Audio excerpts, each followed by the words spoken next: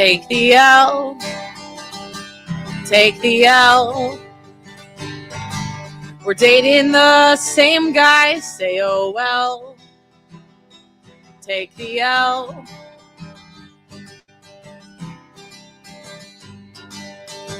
You thought you were in a relationship with him. Turns out you weren't the only bitch that was getting on his skin.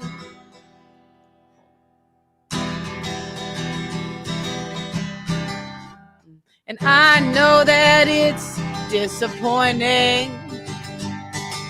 And I know that you're kind of mad. But instead of going on the Facebook page, just say, shit, that is my bad.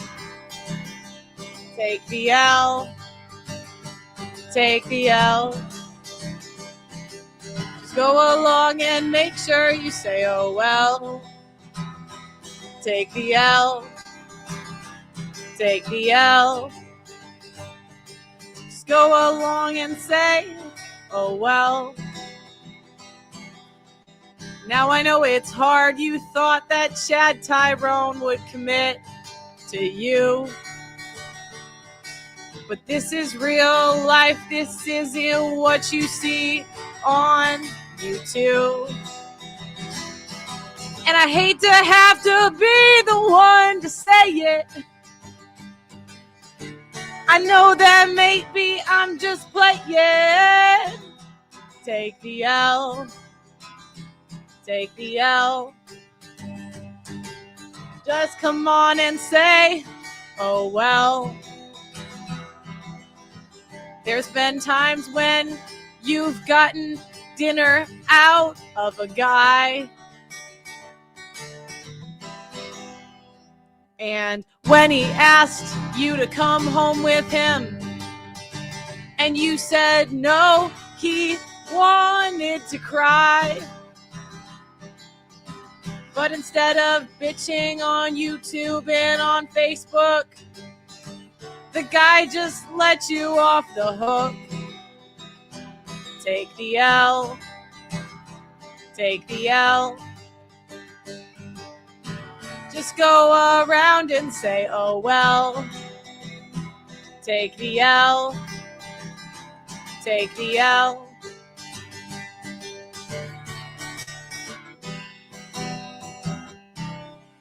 Thank you, everybody. Thank you. Thank you. Encore! Encore! Oh, stop it. Oh, stop it. No, I mean, we want a piano version. You guys want a piano version? I guess we're doing a piano version. A slow rendition. The Art of Attrition. BL.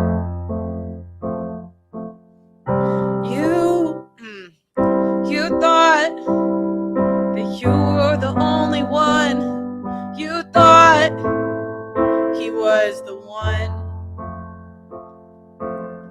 It turns out you're the third girl this week. And the future's not looking bleak. Take the L. Take the L. Just come around and say, oh well. Take the L. Take the L. Just come around and say, oh well. You can look back and think he had a tell. You can look back and think that was an L. But say, oh well. Take the L. Stop bitching on Facebook. It's really sad. Just say I was dumb and that was my bad. Imagine if a man wrote a Facebook post about spending money on a bitch that didn't put out. You'd say, well, take the L. Take the L. Just come around and say, oh well.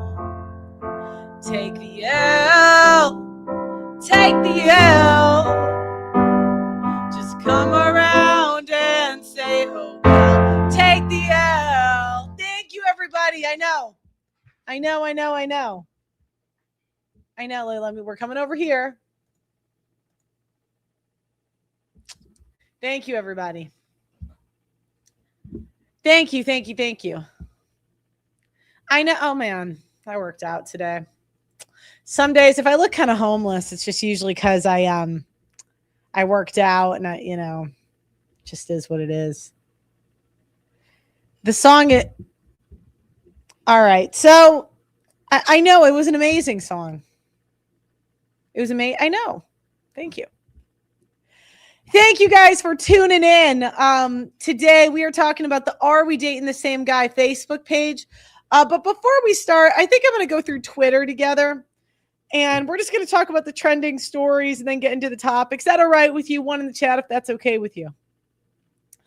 I like to go through my Twitter, just say what I was thinking when I was tweeting, whatever, chilling out. So if anyone cares, not that anyone does, but we can pretend. I think my plating is getting pretty good. I was looking through my old plates that I would post on Twitter for what I eat. And I'm to the phase where I'm prioritizing protein.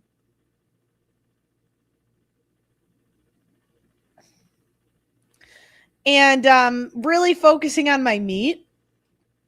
And I was like, you know what? I think for this next phase, before I can eat what I want, but I got to start with a chicken breast and salmon. And it's crazy. I feel so much better.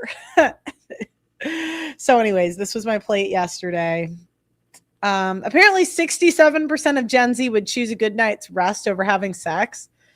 And it's kind of relatable. Do you know what I mean? I'm like, I mean, I love a good gluck, but it's like good sleep sometimes is a little bit better. You know what I mean? Okay. Clavicular got, I guess he had a near-death experience where he literally almost died because of the drugs he's been taking on stream. And I'm a fan of Clavicular, but you got to be honest, guys. These people are weird, and you have to understand that a lot of the people that are on these shows are just not normal. I would find better role models than us. You know, we're kind of like the worst people in society. And apparently after he almost died from drugs, I just got home. That was brutal. All of the substances are just a cope, trying to feel neurotypical while being in public. But obviously that isn't a real solution. That was the worst part of tonight, was my face descending from the life support mask. So I guess his face descended. When am I touring? Well, there's a lot of record companies that have been begging me to tour. And I'm like, I'm super busy. I have all these plans. You guys don't want me to tour. So let's just take that all. Oh my gosh. Do you know what's crazy? This girl is on the cover of Sports Illustrated. And this is what I mean when women, we live in such a fake world. Like, she thinks she's accomplished something being this fat and on the cover. And I ate my words because I blamed black men for this. Okay. I blamed black men. I said that this has got to be a black man thing. And it turns out that she has a white boyfriend. So I gotta have to find him, but she kind of had a white boyfriend who actually sort of mogged. And I was like, wow. I ate my words. The white guys were doing the white guys were keeping this one's self-esteem alive. I am always blaming you guys. Today I ate the words, Now Nuke had the funniest tweet about her. What are we doing, man? Well, I'm doing Sports Illustrated. What have you done? And he says, not being fat. This isn't fair. Like, he roasted the shit out of her, and yet she ratioed him. Life isn't fair. Life is not fair. That was hilarious.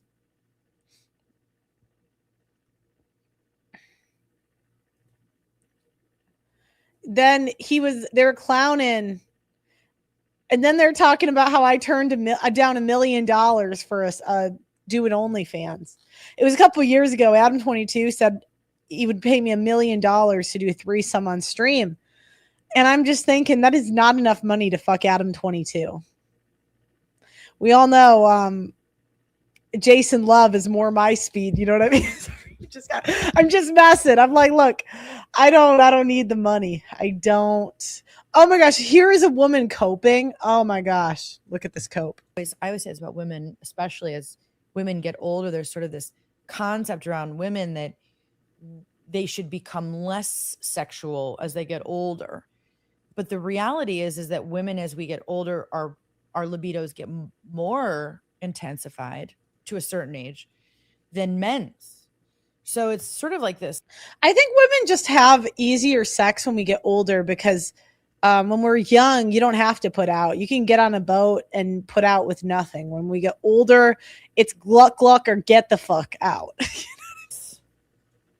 Made up thing, right? That women, as we get older, are supposed to be, right? Like died out. Like we're not even having sex. We're not sexual. Yeah, when it's literally the opposite. Yeah.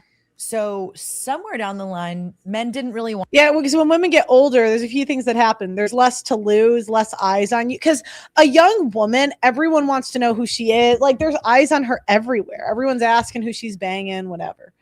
When women are old, there's not as much of a spotlight, so they can do more. Want women to be very like. Does anyone care who a grandma fucks? Nobody. Nobody gives a fuck. Sexy as they got older, right? I think so. They kind of made it so like, oh no, like if you're no longer, mating for us, right, then you should just go over here. So true. When in reality, it's like women into their 40s, sometimes 50s are like very much sexual, desperate, right? So they're going to throw it at anybody. Apparently, stay-at-home boyfriends, as of early 2026, women hold more payroll jobs than men in the U.S., turning the stay-at-home boyfriend into a trend. I think what my gut feeling on this, I just can't imagine women. Here's a headline. I can't imagine women working harder than men. And there has to be a catch to this story. What I think it is more men are like, because if I look at my brother, my little brother, he's Gen Z, and I'm the youngest millennial, but my little brother's Gen Z, and a lot of his friends do like work that's not on the books, so like they wouldn't be on payroll, but they make money in other ways. So MILFs in their 40s do some of the best work in the bedroom. They have to. When the girl's in her 20s, she doesn't have to do shit. Yeah. Here's a headline for you. The stay-at-home boyfriend is now an economic trend as more women than men go to work. And the reason they found is that fewer young men, Maggie, are entering the workforce than their fathers, their parents were. Is this a trend that you are noticing personally? And what do you think about this? Yes, well, on the internet, we call those men NEET, so they're not in education, employment, or training. I think a lot of men feel really comfortable sitting online all day long. That's a very comforting space for them. And if they're being financially supported, whether by parents or a girlfriend, God knows why that woman chose them, then of course they can continue. A six-pack. I mean, women pick a six-pack or a criminal history. That'll get women in the door. To do that, I think that's very disturbing. I would not have a stay-at-home boyfriend personally. Here's a headline for you. Okay. I would not have a stay-at-home boyfriend personally. That's a lie, right? She would. If he was good, if he was Chad, whoever her Chad is, yeah. All right. So today we're talking about the Are We Dating the Same Guy groups. And today I want to talk about the question, why don't women leave positive reviews for men? So Are We Dating the Same Guy Facebook page is a global network of private Facebook pages with over 10 million women designed to share information about men. This was made to avoid toxic, dangerous, or dishonest partners. Members post men's photos to check for red flags, warn others, and verify if men are secretly seeing multiple people simultaneously. The purpose of the group is to protect, empower, and support women in the modern dating landscape, often highlighting cases of cheating, abuse, or dishonesty. How it works. Users post a man's name or picture and other women who have dated or matched with him to share their experience. Generally, these groups require members to be women, empathize, not sharing content outside the group, and restrict commenting on a man's looks without providing substantive and personal experience. While many see these groups as a necessary tool, others argue they can lead to harassment of the spread of unverified information. Now, on its surface, this sounds okay. When these groups came out, it kind of reminded me of the locker room in college. Like, basically, if a girl was talking to a guy in college, it would just come out in the locker room. And then everybody, then the girls look through their phones, and then some of the girls might say, "Ooh, I got a message from him." And then it's like an ick, right? But the issue is you're actually giving women, and exes in particular, the right to anonymously trash you without verifying their story. Now, this does happen behind the scenes all the time, but there's something about not, like if I hear a story from a girl on my volleyball team, I know if the bitch is crazy. I know if the bitch has got issues. Like there's some sort of verifiable evidence, or like you can kind of trust or not trust the source. But now we can anonymously leave stories. And we have to think about it, ladies. If this was, would you like guys reviewing your gluck gluck? How would that make you feel? Right? How would that make you feel if you gluck glucked and now everyone gets to, now the gluck gluck is being reviewed? And, do we really want that? What if you had a bad day? What if your punani stank one day? What if it was just one day, your pH balance was off, you ate the wrong food, some bullshit, and now you're smelling, and now everybody gets to, isn't that kind of embarrassing? But women have we have no qualms about embarrassing men. If anything, it actually leads to mass hysteria. Now, what I've noticed, so I actually joined like 5 of the pages, right? I'm lurking, you know what I mean? So I'm in like 5 of these pages. And one of the reasons I joined is because I have a friend who's an absolute demon. Now, I've said this before, but there are certain men that get posted in these groups that I don't necessarily feel that bad for. Like, for example, if you're spreading, like if you gave 10 girls gonorrhea, do we feel that bad that you get posted? Like, if you got AIDS and you spread it to some women, like, I don't have any. You did that to yourself, my guy. You know what I mean? It's like, if you have 3 girlfriends at the same time, I don't feel that bad for you. Do you know what I mean? Is that unfair?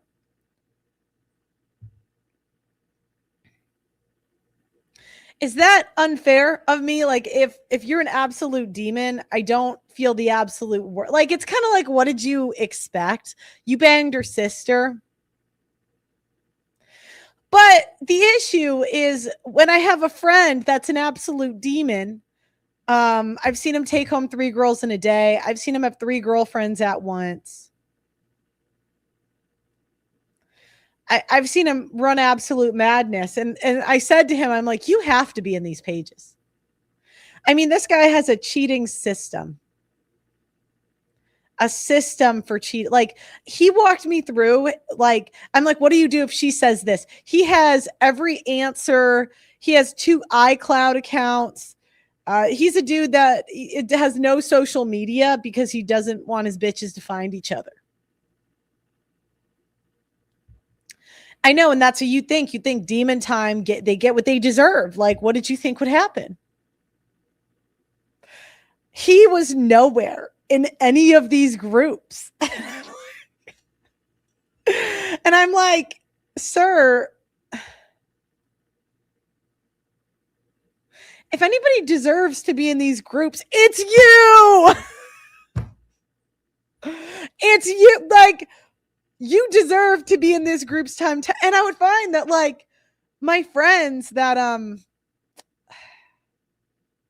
that were actually good guys kept getting posted. Like I have one, and to be fair, I'm not that close with these guys. Maybe they have a second personality, but these are just people I've known over the years. One person is he was like a fitness buff, very successful guy in the finance industry. And his ex-girlfriend of 7 years ago posted him. Did he cheat? No.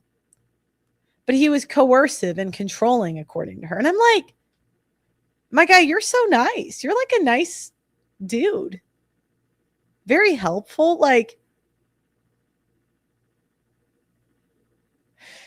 I understand he kind of is a Giga Chad, right? But there's Giga Chads with demon time on. We got to stop pretending like all Giga Chads are built the same. Some Giga Chads really are not on demon time. I'm just being honest here. This was not a demon time. Like he had the looks of the Giga Chad, but like he's just not a demon time type of guy. And I'm like, why is the demon time guy not in the groups? And the not demon time guy gets like it wasn't like he cheated. Like this girl cheated on him.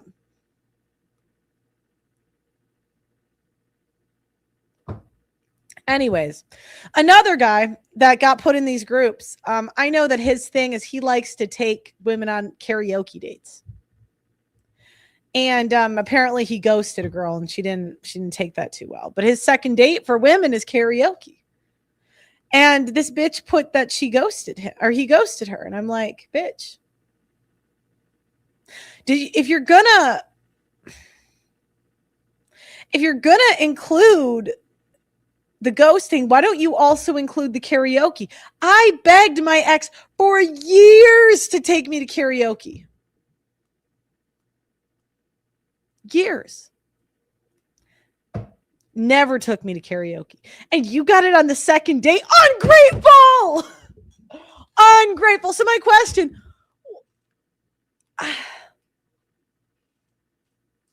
ladies, it's like, if we're going to put in the negatives about men, right? He ghosted. I mean, he could have sent you a text. He could have said he's not interested. I mean, that's fair. That's fair enough. He could have, right? Women do it to men all the time, but if we're going to talk about being respectful, sure, you could argue that. But it's like, if you're going to include the ghosting, you sure as hell better include the karaoke. And this isn't just about the date. Like, you could put that he paid for women don't care about money, so I don't really think women care if you pay. I'm going to be honest. I do go alone, but sometimes you just want to jam out. You want to like rap.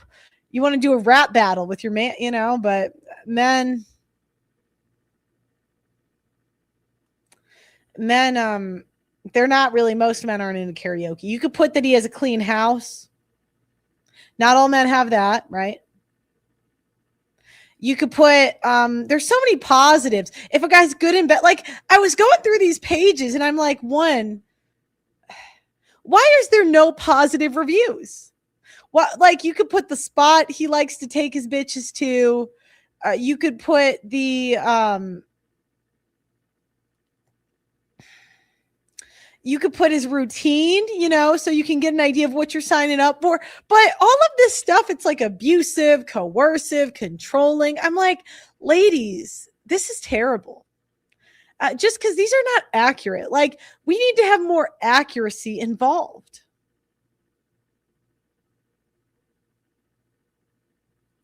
Yeah, see the guys, I'll take you to karaoke, but I'm not singing. Well, then why go?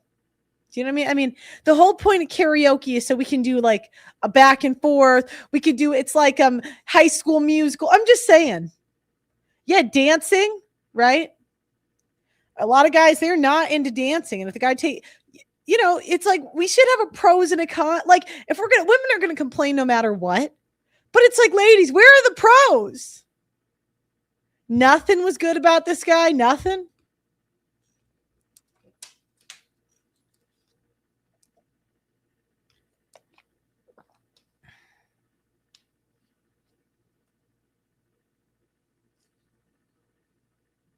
Not a single thing.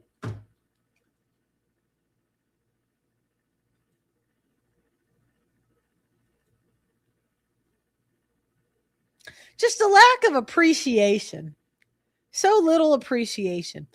Where are the reviews on what men taught you? So many times men build women. Women always say that they built a man, but really men build women. Men will teach you how to dance. They'll teach you how to cook. They'll teach you how to do Bitcoin, trade stocks, have a budget, Gluck 9000.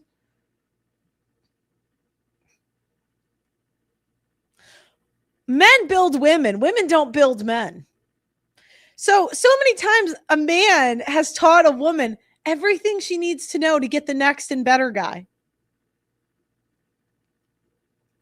A lot of times men are doing assists in hypergamy, right?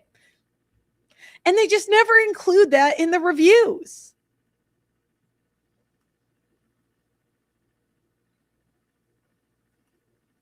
I know men that have taught women how to fix cars. I know men that have taught women music. Did he hang your TV? Did he fix your monitor, fix your AC?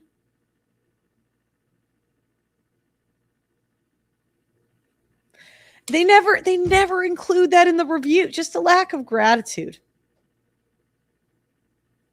Where are the positive reviews? Men offer therapy sessions. They'll talk about their trauma.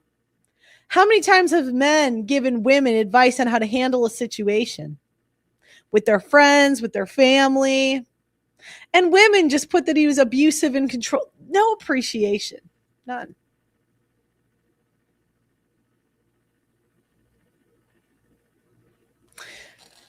So really, my question for the men. Yeah, Pearl needs to make a dating app and force these women to give positive reviews.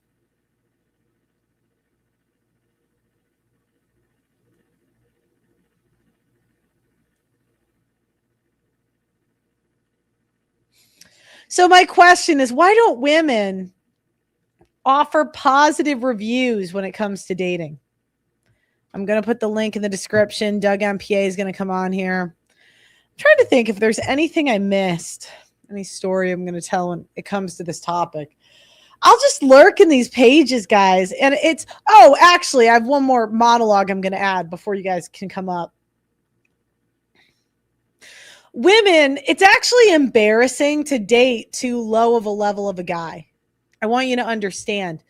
The problem with women is we take these L's, right? Catching an STD, that's an L. Just like a man, paying for a 5-star restaurant and not getting laid, that's embarrassing. He's not going to tell everybody about that because that's humiliating, embarrassing. But tell everybody. Why aren't we humiliated about, getting cheated on, catching something, getting ghosted? That's humiliating, being put in the fuck zone. Yet, it's like do we want to be publicly humiliated? Is that the aim here? So anyways, we're going to bring up Doug MPA. Thanks for coming on. Why don't women leave positive reviews, Doug MPA? Well, so women are drama machines, right? And remember, the negative drama sells better than the positivity. And here's the thing. Remember, the goal is the female-friendly version of the story. What is the female-friendly version of the story, Pearl? Where she's the hero and the victim at the same time. That's exactly what's going on. That's why. Negative reviews lead to the female-friendly version of the story. Period. And I also want to talk about, so guys, not only talk about women can't take L's, period. We talked about this on the show previously before. What women on this T app and Are We Dating the Same Guys, all these women would ghost guys, do all sorts of madness when they were young and they were hot. Ghost guys, do everything. But most women on these apps or in these groups are between the ages of 35 to 50. and they hate when guys can do to them what they used to do to men. They want to take away every tool that you've earned. You have a decent income. You keep yourself in shape. You know, you put yourself in a position where you can do madness to women. And they hate you for it. So they'll post you in these groups to try to take that power away from you when guys had to suck up all this when we were young. Think of how many times you got ghosted by a woman. You took a woman out on a date and she ate for free and then didn't call you back. All the madness. But women hate when men do the exact same thing to you. And I'm like, aren't you guys embarrassed? I mean, some of these stories I'm reading in the group, I'm like, I think I would die. I think I would serve jail time before I told that story if that happened to me. Like, I think, do you know what I mean? It's like, I think men, when you guys take an L, you don't really tell anybody about it because it's humiliating. Yeah. But women, we tell everybody the L, and it's like, why are we doing that? Yeah, and here's the thing. And even if it does get out to think about some of these celebrities who found out that their wife did some craziness or their girlfriend or something. There's so many guys who've gone through a similar experience. Like, we pity the guy, but it's not the end of the world. You know what I'm saying? I mean, taking L's is so relatable as a guy. I mean, there is some that are just craziness, but still, you know. So even if it does get out, here's the thing. Taking an L, if you're a guy that does anything when you're taking an L besides move on, women call you crazy, abusive, all this stuff, but women are empowered to not take L's and to do something about taking an L. Don't just sit there and take this L from this guy. Do something about it. Yeah, guys, you can call in the links in the description. If you've ever been posted on that page, feel free to tell your story. When you call in, please don't tell me how much you love the show. Nervous, I don't care, don't have time. Figure out your audio issues. You don't need to have your camera on, but come on, and I'm going to ask you why don't women leave positive reviews, and then answer the question. And then if you have a story that relates to the question, maybe you were posted, feel free to tell it. And then sometimes if we're vibing, I let people stay on the panel. Don't be nervous. If you mess up or whatever, I may kick you. I may boot you. It's not personal. We just try to keep the show going. So if we're vibing, I'll keep you. If not, just call in another day. You know what I mean? It's no big deal. But yeah, so make sure the link is pinned in the YouTube chat. If you're on Twitter, you just got to go to my YouTube channel and then find the link. It's on StreamYards. Did you hear the story about this Sikuno streamer guy? He has 3.8 million subscribers on YouTube. He's really popular on Twitch, whatever. And he's one of those nerdy kind of guys where he started off as a streamer, got really popular, and he had this really pretty girlfriend, but then it turned out that he was banging a bunch of women on the side. So she dropped a Google Doc with all this information about him and just rinsed him out to everybody. What was in the Google Doc? That's crazy. I don't know. I just saw a video about it last night. Wait, let's react to it. What is it? You put in the private chat? Yeah. Let me find it real fast. One second. So, how do you think this? While I'm looking for that, how do you think that these groups have affected the current dating market? Oh God, it makes everybody afraid to put anything in writing. Any text, just assume any text you send is being shared with the group chat. Just assume. Yeah. Yeah, because here's the thing, guys. Remember, women never take dating advice from women. Women will try to tell guys, okay, there's so many different things about this. One, a woman will tell you, like your mom will tell you as a young man what to do, you know, approaching a woman or how to treat a woman in dating, but she'll tell you to do everything that was the opposite of what your dad did to get her. You know what I'm saying? Two, women will be like, you say, oh, to your female friends, how do you approach a woman? They say, well, just be confident, bro. What does that mean? Women will talk to guys about things. Well, they'll lie to you, number one. And number two, these women will, it's something that they're never going to do. Women are deathly afraid of approaching men. They just won't do it. Some of the richest, most powerful women will not approach a man ever, period. Well, what if I get rejected? What if it doesn't go well? What if they won't take that risk, but they'll tell you, oh, be confident, bro. Just be confident. Just catch the vibe.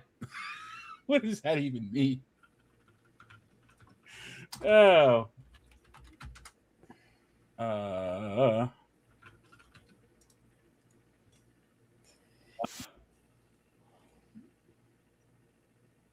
Sean, welcome to the show. Tell me, why don't women leave men positive reviews? And have you been affected by Are We Dating the Same Guy? Yeah, I mean, I would say the ones who leave positive reviews are usually the ones that are basically on the not.com. You can think of it that way. Are the what? It's basically where you register that you're engaged and you're getting married. You can think of it that way, right? That's like a public display of a positive review. But in general, I just think like most women do not like most men, at least here in the US. So in their minds, they think if they complain similar to how they complain about products on Google reviews or Amazon, they think they're going to get more attention because the market tends to reward that behavior, right? It's usually a lot of major companies, social media, managers are always looking through it. And so they're always responding to people who complain about, this Karen complaint here or there. They think the same thing will happen in dating, but it does. Yes. It trains their brain to think that the same thing will happen, or at a bare minimum, someone will, try to placate them and play therapist to, I'm so sad this happened and we're going to do better. It trains their brain to think that's going to be the outcome. But the reality is, like, if anything, it emboldens more women to want to date that guy, because a lot of women kind of think, hey, if she wanted to date that guy, there must be something to it, whether it went good or went bad. You know what I mean? Yeah. So have you ever been posted on one of those pages? Yeah, I've been posted on one of those pages. And it's usually like, it's not like saying I did anything bad. It's just like general complaints about, oh, he didn't show up on time or this, that, and the other. So I think they just come up with any reason to complain, to be honest. And you definitely see it more so in some metropolitan areas more than others. Like in New York City, you're going to see it a lot more, or in LA. But to be honest, in like Texas, you don't really see the same level of posting. So I think part of it is just the more feminist, very dark blue the map goes politically. I think that's where you see the majority of the complaints. That's sort of my take on it. How many out of your guy friends, how many have been posted on the page? Mostly the really attractive ones. I'll put it that way. Like the ones no one wants to deal with, or like they go on like a pity date, or I'm kind of bored or I want someone to buy me drinks that evening before I go off to the guy who only sees me to hook up. Like those guys will never get posted on there. So it's only going to be the guys who make an impression, whether they're very attractive or they're just very charismatic, like they're good communicators, they can make people laugh. It's going to be the ones who ultimately leave an emotional impression, if that makes sense, whether it's based on physical attraction or charisma or something else. The main area where it could have major effects is business. If a female hiring manager goes to those pages to search. Have you seen that happen to anyone you know? Female hiring manager goes to search. No, yeah, I don't think I've seen someone's job. Only like guys that are like a true 10 out of 10. I knew one guy who was like that, and he just had a lot of, like, I think he just brought the crazy out of a lot of women who would show up to, like, one girl showed up to his actual drill site, like out in the middle of nowhere in like Midland, Texas. He was hooking up with this girl in like, and there's a lot of single moms out in Midland. So like that, and when he was working out in Bakersfield as well, and they would like many times you'd have like a few of them who would show up to the rig site somehow. I don't know if they were GPS tracking him. They put like an Apple tag or something like that, but they showed up and immediately they had to like kick her out because it's basically like a construction site. You can think of it that way. Right. And I've known a few other friends where that's happened too. So I think it's the guys that are just very attractive who just like really bring out the crazy of a lot of women.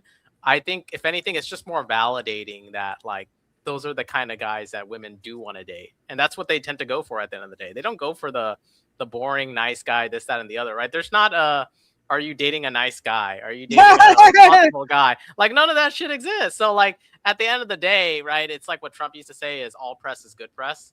Yeah. I think there's a lot of truth to it. the kind of guys that girls tend to date as they get older are usually the ones that are just boring and stable and reliable. And it's usually the guys they're not that attracted to, but they kind of know those guys can never leave them.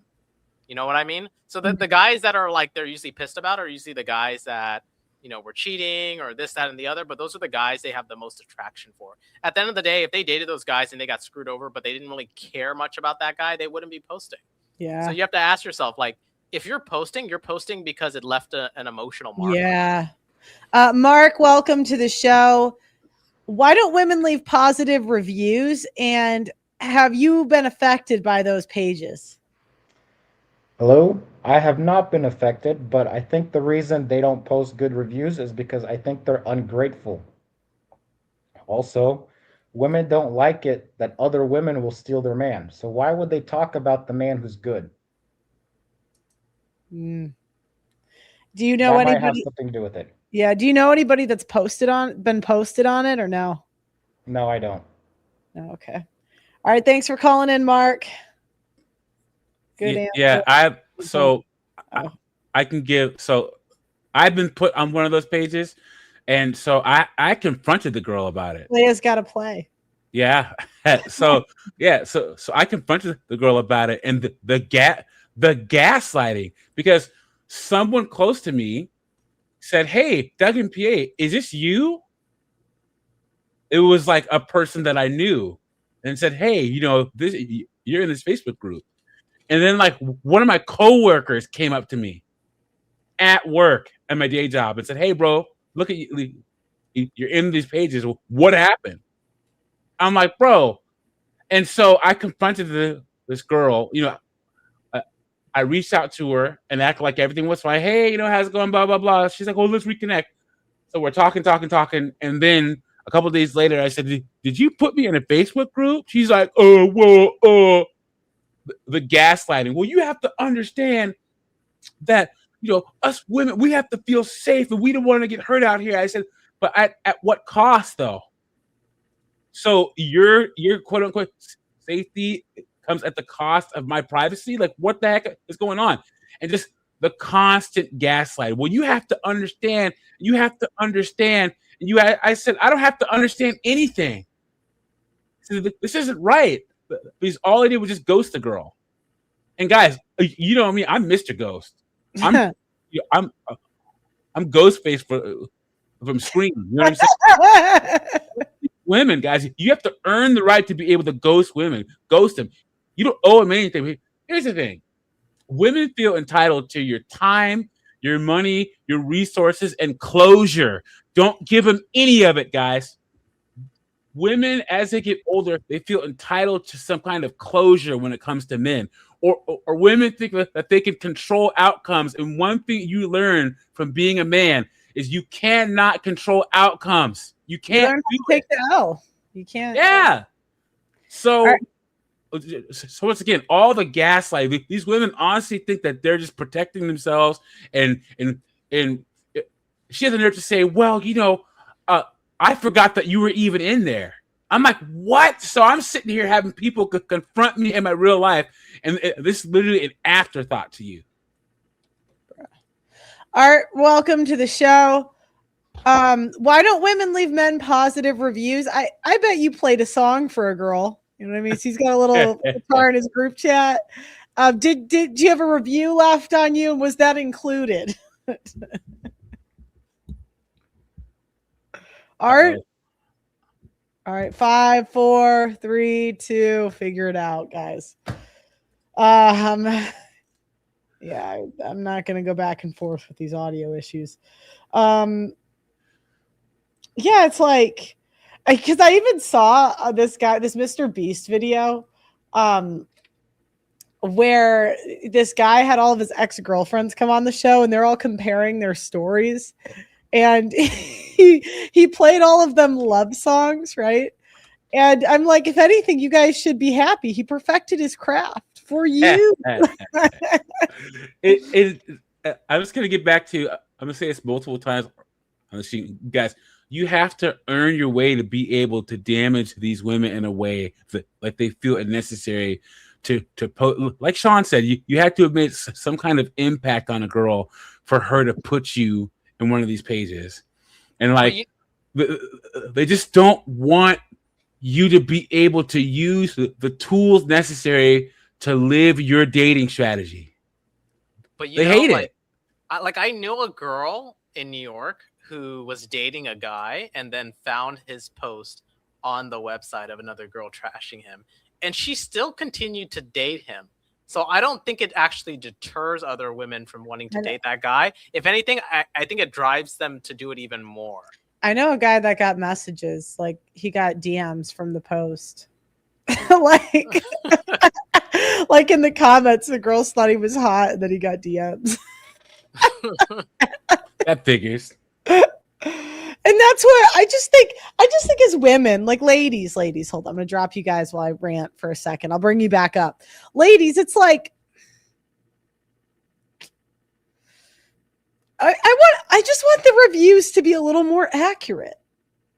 I want a comprehensive, like, I understand the reviews shouldn't exist, but if they're gonna exist anyway, could you do like a 1 to 10? How were they in bed? You know, do they kick you out the next day, or are you going to get breakfast out of this? Right.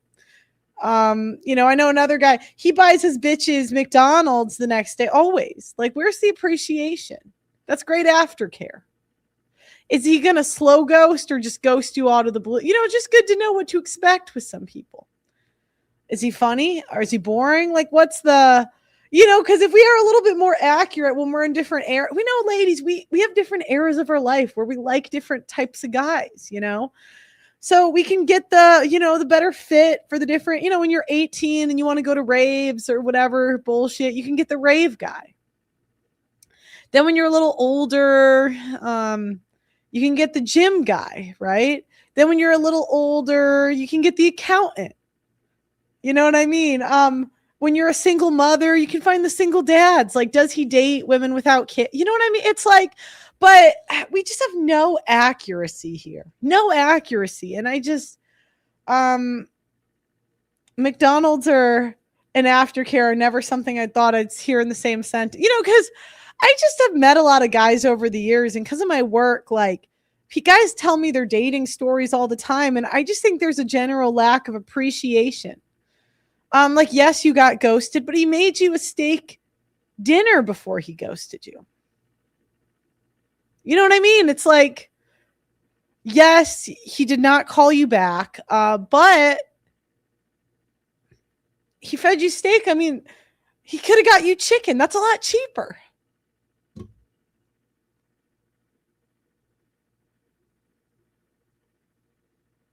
I just... You know, I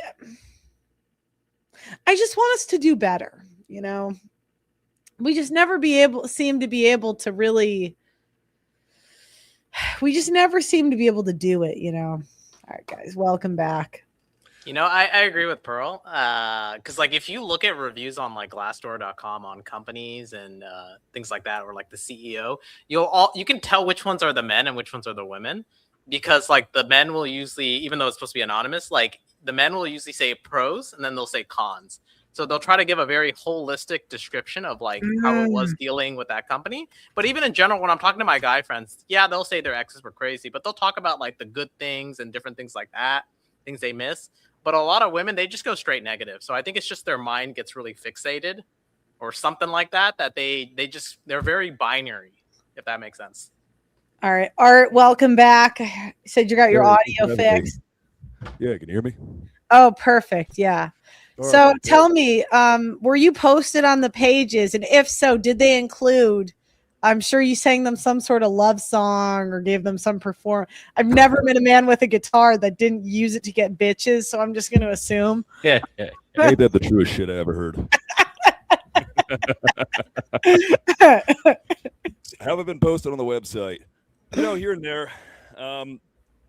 I'd say it's more so I've had friends who have done it.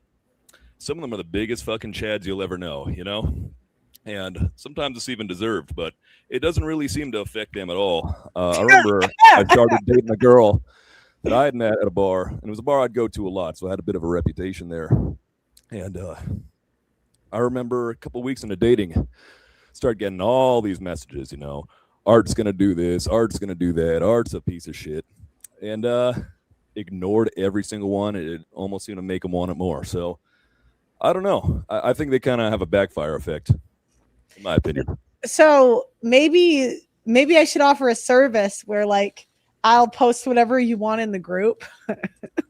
I'll put you guys' picture, and I'll whatever the guy wants to say. I could say abusive, but the best sex I've ever had, and then they'll be like, "Sign me up."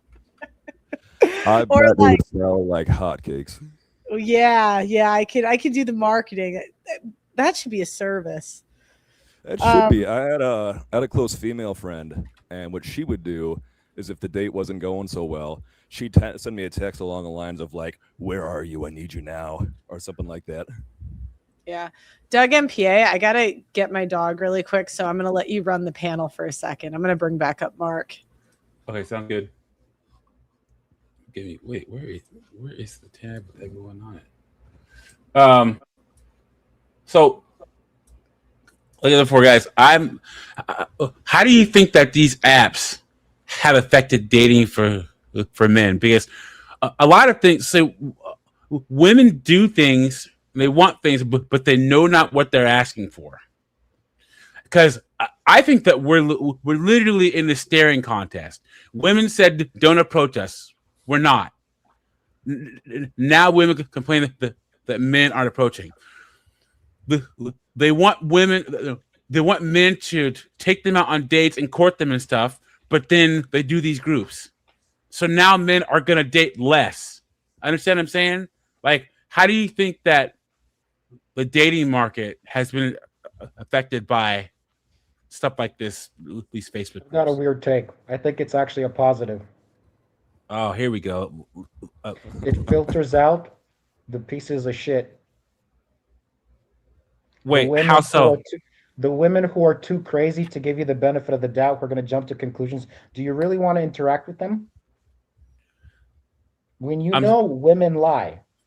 Yes. And she's going to listen to other women without meeting you. She's going to jump to conclusions. Do you really want to interact with her? Okay, so my biggest counter to what you're saying is women's need for validation by other women. That's all women, even if they're crazy or not. Some women get drunk off of validation. I mean, there's a lot of women out here who they're so concerned with validation from other women that they might as well be lesbians, dude. Honestly, I'm not joking around. The need for back and over, they may want a good man deep inside, but the need for validation and to tell a story about men to get validation from other women is stronger than their need for a man. Okay, so let me ask you this. Do you want to date a woman like that, or would you rather not waste your time? Because it's not worth the effort tiptoeing around her bullshit. Well, so here's the thing. Women are very impressionable whether they're sane or not. So, it doesn't. It really depends on how much social media they consume. Yeah. Even the most sensible woman.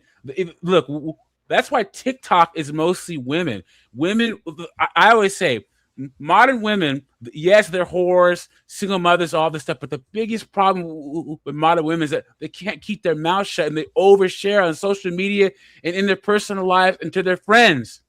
And and these Facebook groups are one of the ultimate examples of that. So you can have sensible women who what do they say in the red pill? One of the best you can do for a woman that you want to date or get serious with, have her cut off her friends because her friends are keeping her single. These groups are another example that women keeping each other single. Okay, let me ask you this question. You know this happens. You want to bitch about it, or you want to make it work for you? You know what? Passports. How about that? I don't know. Come on. Those women are going to talk amongst themselves either. Women or MGTOW. Okay, women don't talk. Even bother. Okay, women talk. You're not going to stop them. So you can bitch about it that they're not saying the shit you want them saying about you, or you can think about it like, hey, how do I beat them at their own game? Clavicular. That's how you beat them at your their own game. Okay, how would you beat them, Mark? figure out what it takes to turn a woman on and fuck her brains out. So no matter what shit you did, she remembers you fucked her brains out good. So she tells other women, yeah, he's this, but damn, I want him again. You can learn that. As a man, you can learn that. I did. I grew up in denial about my sexuality. That's the way I was raised. I figured out, hey, this ain't working. So let me admit that I don't know what I don't know. Let me learn from those who do know. I had to humble myself. I learned on Fresh and Fit. They said this: for the right man, a woman will break all her rules. I was like, there's no fucking way. Let me test this. I tested it. I figured out how to raise up a woman as a beautiful woman, and it got to the point where she's telling me she would rather I go fuck other women besides her and she gets to be in my life than I go fuck other women anyway and she doesn't get to be in my life. It's like, shit, this actually works. If you got the sauce, if you put in the time to own your shit and learn how to have the sauce, you get better outcomes. You get more of the outcomes you want. Yes, I can counteract that by saying, once you get to the point where you're successful, competitive, and ambitious, it's like freaking Kevin Samuel said. You get to the point, especially in your 30s and 40s, bro, where raising up women and all this stuff, you don't have time for it, dude. You don't have time. A lot of that's why you see a lot of guys. Some of the most successful guys you see out there are alone because they're worried about their purpose and work. A lot of women nowadays in these groups, if you're successful, competitive, ambitious, honestly, you're better off paying for it in 2026 than you are learning all this Riz game, dude. Honestly, okay, let me transactional like anyway. Just pay for it. Hold on. If she feels entitled to your time and she's upset at you, you can't give her the time she wants because you're busy being successful. Do you really want to deal with that? Is the sex with her really worth it? Come on, let's be honest. It's not. Is this... Yeah. Okay, I mean, Doug's agreeing with you. Okay, yeah, so she's going to talk shit about you because she feels entitled. Do you really want to give her more of your time, or would you rather interact with another woman who understands you're busy getting shit done, you're busy being a winner, and it's a privilege for her to spend time with you? She's not entitled. You're not entitled to sex with her. You both are getting a privilege. Give it a few years, and she'll be just like that other girl. I'll put it. Yeah, but especially if she's on TikTok, dude. Because here's the thing: if you don't validate her enough, she'll always go to the cesspool of TikTok and validation from women. Okay, so she decides that instead of talking to you to get validation from you, she's going to go listen to toxic women. Do you really want to keep her? No, of course not. Okay, so why are we even talking about it? She's going to make the choice she wants. She just filtered herself out. She just showed you that, she's not really worth your time. Is the sex really worth it? I think what Doug's trying to say is that, like, he agrees with what you're saying, right? But he's simply saying that it's no longer even worth all this effort to build yourself up and all this stuff, thinking you're going to get a relationship that's going to last a long term. I just don't think that's in the cards anymore. I think social media has polluted things that over time, even if you find a quote unquote good girl, she'll go sour too. She'll start getting entitled too. It's just a matter of time. Some of the most entitled women are married. Yeah. When Pro was talking to Andrew Wilson, he said, Andrew Wilson said that religious men what they get out of marriage is a virtuous woman. And Pearl said, like, where are the virtuous women, number one, right? And then number two, what's going to keep women virtuous? Nothing. Nothing's going to keep women virtuous. Nothing, period. Not in 2026. If you don't want to put in accountability, you don't find a virtuous woman. You build her. You raise her up. If the father did a good job, okay, you found a fucking unicorn. Chances are you're not going to find one. If she's not worth the effort for you to hold her accountable till she becomes virtuous, why are you wasting your time? Just walk away. Yeah, I think Doug agrees with you. That's why he's saying get a passport, go to a country where the fathers do raise the women well instead of this show. I think what he's saying, though, is you're putting the work on society or the fathers when it's your job to make her virtuous. And if she doesn't follow you, then balance. I think that's you're not entitled to an outcome.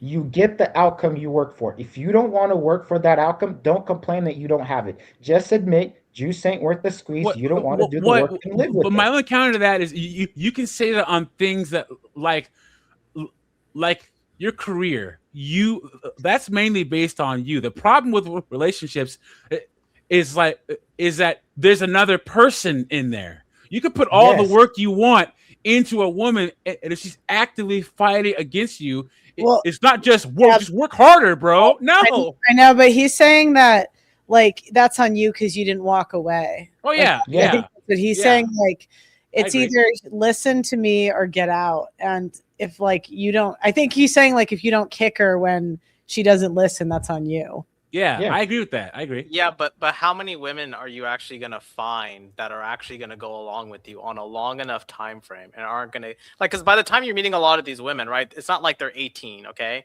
They're like 27, they're 32, they're 33.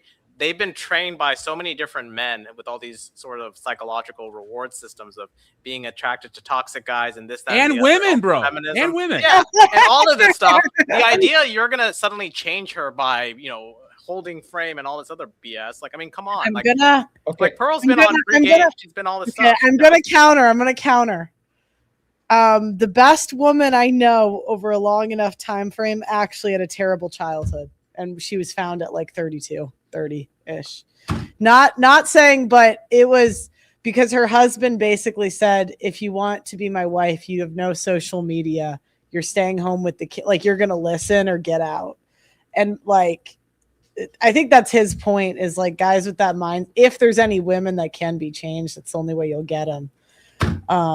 But that's just my observation. That's the only. Here's what I'm trying to say. My main thing, just real fast, my main thing is, guys, you get to, okay, in your 30s and 40s, you get to the years that are going to affect the rest of your life, dude. You know what I'm saying? And it used to be that a woman used to recognize that if you win, she wins, right? But you have women. One of the tenets of female empowerment is to actively be in competition with your man, actively hamstring him, make him set aside his competitiveness, his decisive decision-making, ambition.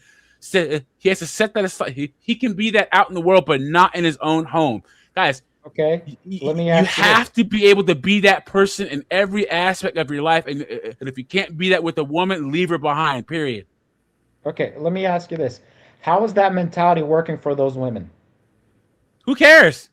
If honestly, I've been on dates with those women lately, and if you were to ask them, they'd say they're perfectly happy. They'd rather be alone and doing whatever it is that they want to do with the money they're making than be married to a guy they have to listen to that's mediocre. That's how they all feel. Let me assure you that. Okay, do you see how they're in denial? They're all coping, which is why they're still secretly hoping they're not. They're not coping. Like they seriously mean it. Is that any guy who steps into their life has to compete with all the things they get being a single person. 100%. Does that make sense? They are not willing to compromise their existing life they've created with their own money, getting to make their own decisions that they've been doing for over a decade at this point. For any average guy, I assure you this. Let him finish, because I kind of want to hear where he's going. Go ahead, Mark. All right, so they've got that mentality. How's that working out for them? Are they happier than the woman who does it differently? A woman who decides, you know what, I'm going to submit to my man and try the traditional thing. If you actually look at the end of the day, which one of those women is actually more fulfilled, actually has more joy in her life? There's a reason we all, from the outside, look in and we see how that doesn't work. They're coping. They're coping. They're in denial. They're coping, but they won't admit it to themselves because they don't want to admit to themselves that they chose wrong. Okay? Just walk away. They're in denial. Well, the only counter I'll say is I think they're happier in the long term, but nobody's happier than a bitch at Coachella. You see that Sophie Rain video? Yeah, like you know what I'm saying? $80,000 at Coachella. Yeah. Okay. Let me finish. So, because the one thing is, like, yes, the traditional like mother was happier in the long term, right? She's happier with her husband. Like now, she has better kids than all the other kids. Like she won in the long term, but like the other, like the more modern mothers were like traveling for work, going to all these fun events. And when they were doing that, they were having more fun than the traditional mother sitting at home with the kid. Do you know what I'm saying? Like, it's just like long-term versus short-term. Does that make sense? Yeah. Yeah. But how'd the families turn out? Do the children appreciate their mother traveling, or they resent her for being absent? Oh, completely. Like resentful versus that's what I'm saying, the long run versus short. But it's not like I mean, I just knowing the family I'm talking about, I don't think the kids really appreciated it till they were older and they saw not everyone had that. You know what I mean? Yeah. Yeah. So relationships are complicated. You are not entitled to the relationship you want. You have to work for it. You're not entitled to the partner you want. You're not entitled to the job you want. You're not entitled to having the house you want. You're not entitled to having the sex you want. You got to work for it. You got to learn what it takes to get what you want. Basically, you have to decide, is this person I'm talking to, are they worth the effort to get what I want? Because I'm going to have to hold myself accountable, and I'm going to have to figure out how to hold them accountable in a way that they don't resent me. yeah, like It's because training a girl's a lot of work. Like, it's so funny. They always say that like women build men, but men really build women. That's it. All the time, dude. Men build like men, and it's like a burden. Like, I don't know if you've ever had an employee, unless they're trained before. Like, if you're starting from scratch, it takes a lot of work to train someone with no experience. Yeah, and here's the flip side. Yeah. When women said they have to train a man how to have good sex with them because he doesn't know her yet, right? It takes work. Let's just be 100. It takes work to get the results you want. It takes work from both sides. The woman has to figure out how to share her feelings with him without being a nagging bitch. He has to figure out how to hold her accountable without her resenting him, without her thinking he's controlling. Both sides have to learn. There is no workaround to putting in the work to learn. Yeah, that's true. Imagine 1,000 years ago, men actually saying, we have to learn how to deal with the girl's feelings. I mean, that's a crazy concept for all this biblical talk. 100 years ago. Yeah, even 100 years ago, right? So for all this biblical talk, now we're talking about how men have succeeded so much ground to the craziness that comes with women, that we're talking about dealing with their feelings. Because this is what we've been like infiltrated in our minds, that men are supposed to basically adapt to women's craziness over the years. Here's the thing. Are they talking about what you're talking about? Okay, let me finish. Let me finish. So, because the thing is, there was writings even like 100 years ago that were talking about these same things. I don't think women are that different. Adam couldn't control Eve, you know. Here's what I want to say about women's feelings. Women are going to have their feelings and emotions whether you like it or not. You either bitch about it that you don't know how to influence it so her emotions are working for the relationship, or you just face crazy, yourself. Dude. Hold on. Or you look in the mirror. Relationship. Hold on. You look in the mirror and you say, I don't know what I don't know, so I'm going to learn how to interact with her, how to understand her emotions. Okay, there's no shortcut. Either you do it or you bitch that her emotions run the relationship. How's that working out in the society today? How old are you? You know, I think back in the day, men just simply did not give a shit. They were smart enough to say, we're not going to let these women run us. I think he's cooking. Mark, how old are you? I'm 34. Okay, I thought so. So here's the thing. They're not saying what you're saying in Nigeria, bro. They're not saying what you're saying in Russia. 50% of the world doesn't have to do what you're talking about. Doug, it's the same. It's not. It's not the same. Okay. Yes, no. Let's use an example. Let's use an example where the men do not want to learn female psychology and they Russia, Nigeria, freaking India. Okay. Let's use an example. Let's talk about. Hold on. Let's talk about the Middle East. Yeah, 74% of marriages in Russia. Where the woman does what the man wants, or his family will kill her for disobeying. Is that man having the relationship he wants? Is he getting the sex he wants? I'm pretty sure he is. Yeah, no, I don't think he is. I'm pretty sure he has peace in his household with his multiple. Yeah, I know. Peace is better than sex, bro. Hold on. How are you going to have peace with the woman who resents you because you control her? You ain't going to have peace. Women are going to resent you, period, in 2026. Let me assure you, in those types of households, the women do not step out of line. 100%. Does that make sense? Like, physically, they know not to step out of line. There are severe consequences. Okay. In the West, there you are have to no understand the feelings anymore. of women. Get the fuck out of here, dude. No, I said you have to understand. No, you not have to understand. No, hold on. I didn't say you have to validate. I said you have to understand it because they're going to have them whether you like it or not. You can be that toxic asshole who beats the fuck out of her because she feels a certain type of way and then she resents you, or you can figure out, you know what? That's not going to get me the sex I want. That's not going to get her in the mood where she wants to fuck my brains out because I Get make her it in the so mood. straight. So let me Mark, learn. You got it. Like if you've traveled, you would know that in certain cultures, in certain countries, women are kind of told from a very young age that their feelings do not fucking matter. 100% Nobody true. gives a shit. I promise. If you go to India 100 years ago, that is what all of those women think. But They how do do not you know? think You the weren't same way. alive. You were not alive 100 years ago. You guys are speaking on things you didn't even experience. You weren't there. You have no idea. Pearl, here's the thing about it. I'll tell you Stop why. cutting me off. Let me finish. Let her cook. Russia, like you just said, Russia's so different. 74% divorce rate. Like I lived in London. I would meet the kids of these so-called like families that were traditional, and all the traditional, quote unquote, traditional moms, they did not like their husbands. And that's his point. Like whenever you force someone to do something, they resent you for it.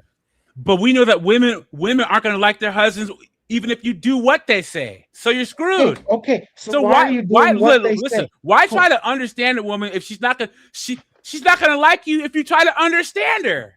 Okay, no, hold on. We've established you're better off being toxic and doing the opposite of what women want. So what's the point of trying to understand it when freaking understanding a woman will get resentment from her? Hold on. I disagree. Understanding her will not get you resentment. Trying to control her will get you resentment. Invalidating her emotions will get you resentment. So you can invalidate her, argue with her for how she feels, and she's going to resent you. Or you can say, you know what? I'm going to put in the work to understand her psychology.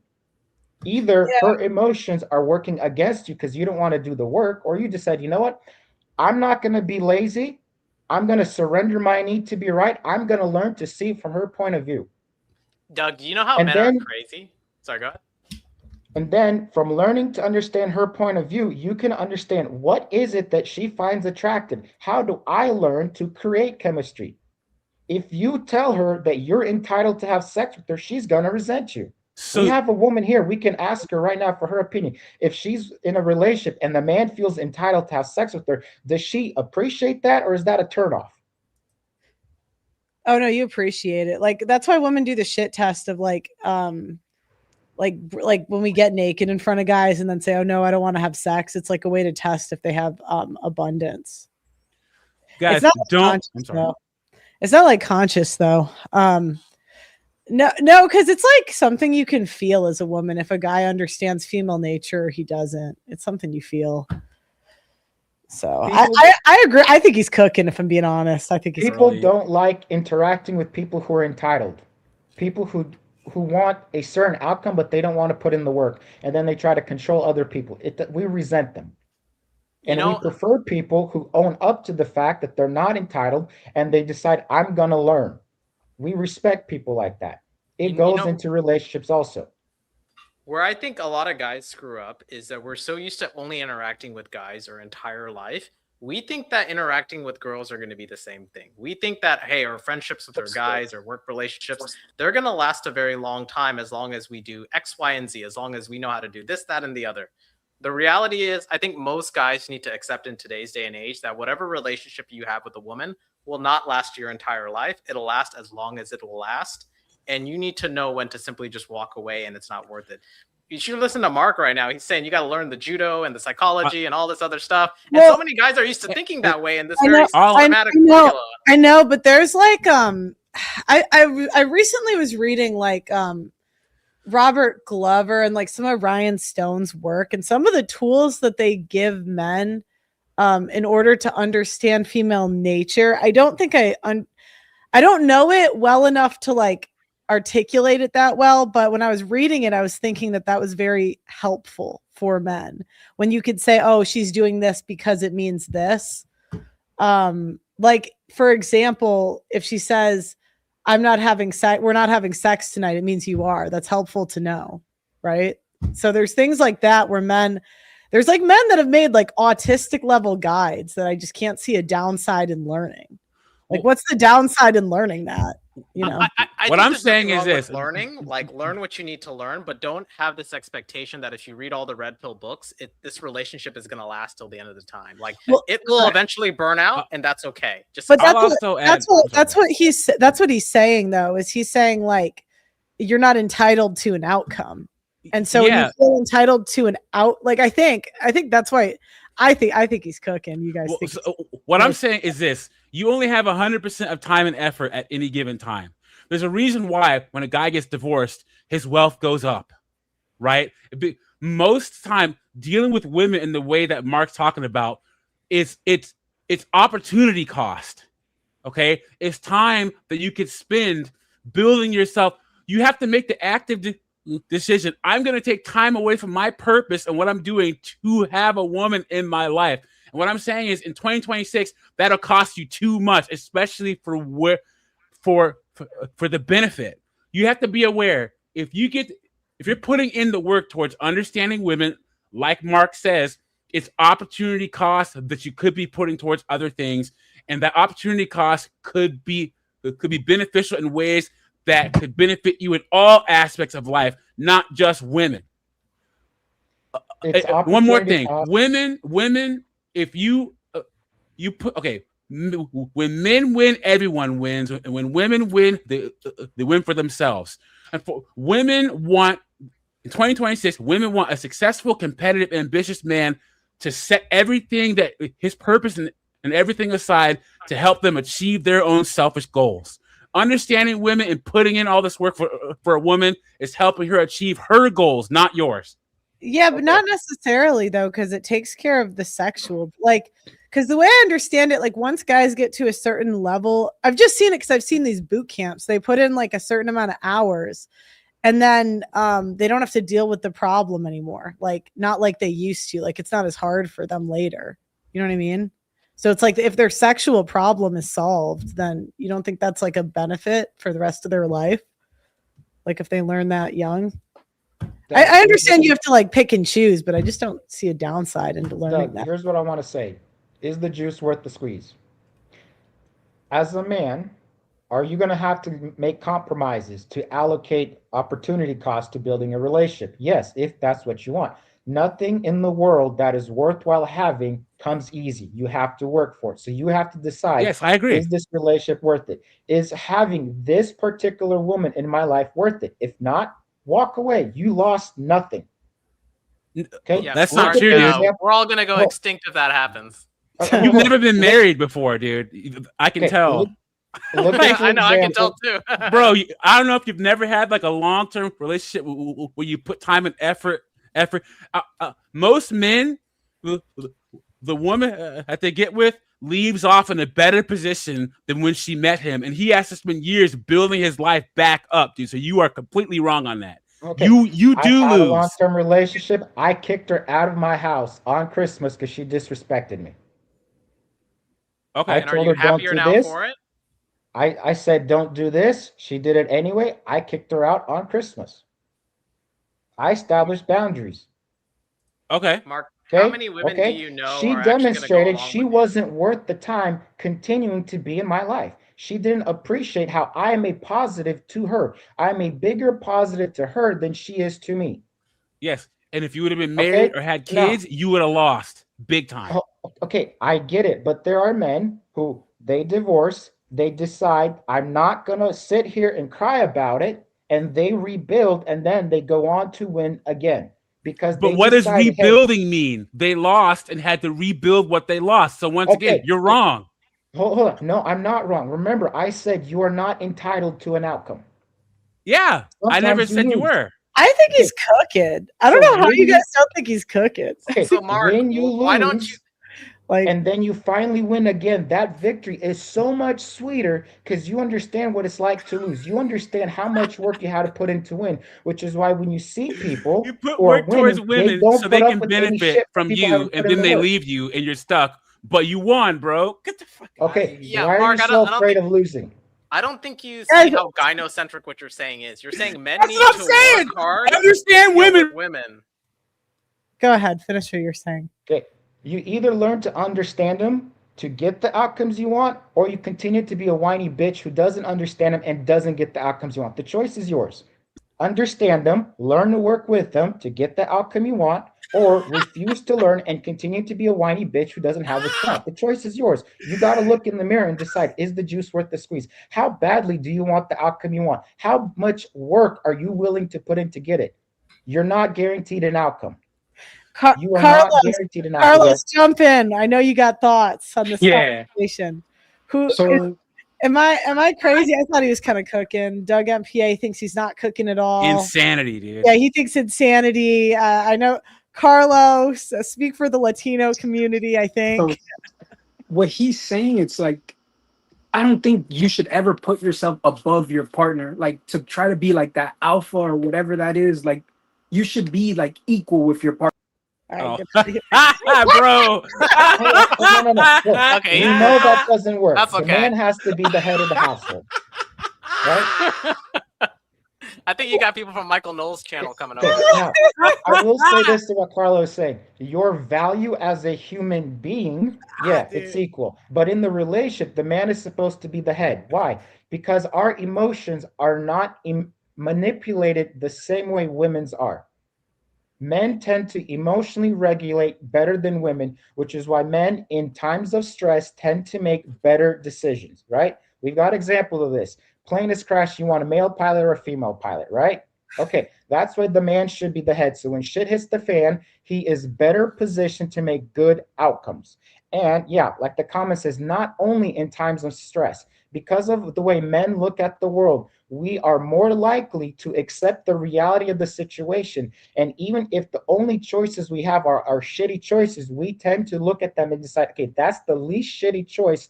I got to choose it. Whereas if you watch women, they tend to get trapped in, oh, it's a shitty choice. It makes me feel so bad. I don't want to do it. And they tend to get stuck and become inactive. Where men will see it as like, hey, I got to do this because we got to get through the other side.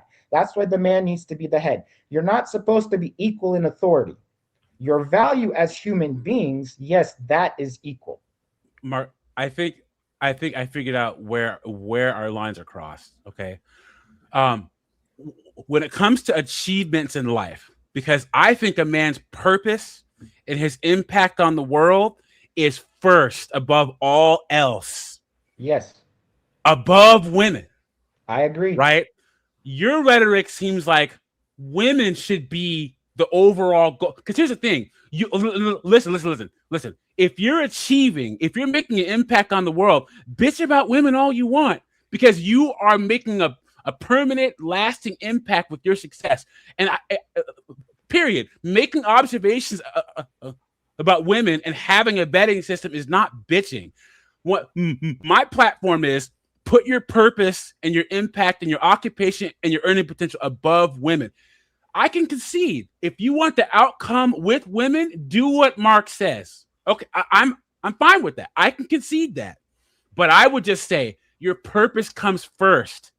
Don't let what you're talking about with Mark ever go past your purpose as a man and your success as a man. If we can make that compromise, I'm perfectly fine.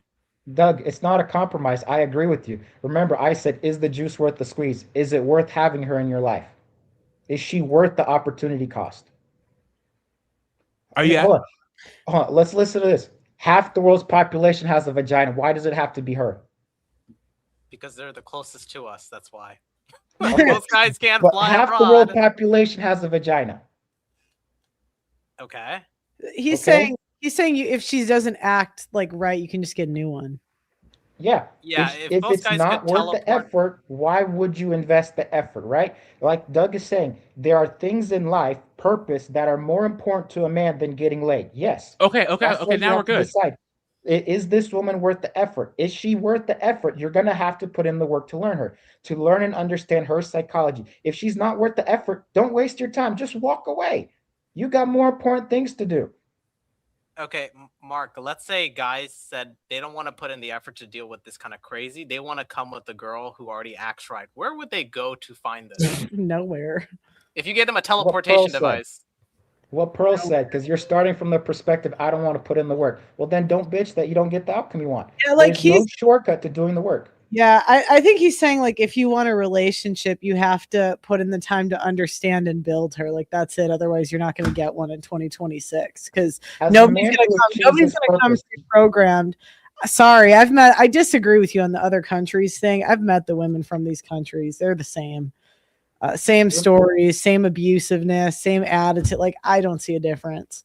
I grew up with people who are from the Soviet Union, Ukrainian, Russian, Romanian. Okay. So I've seen the culture of these immigrants who've come here.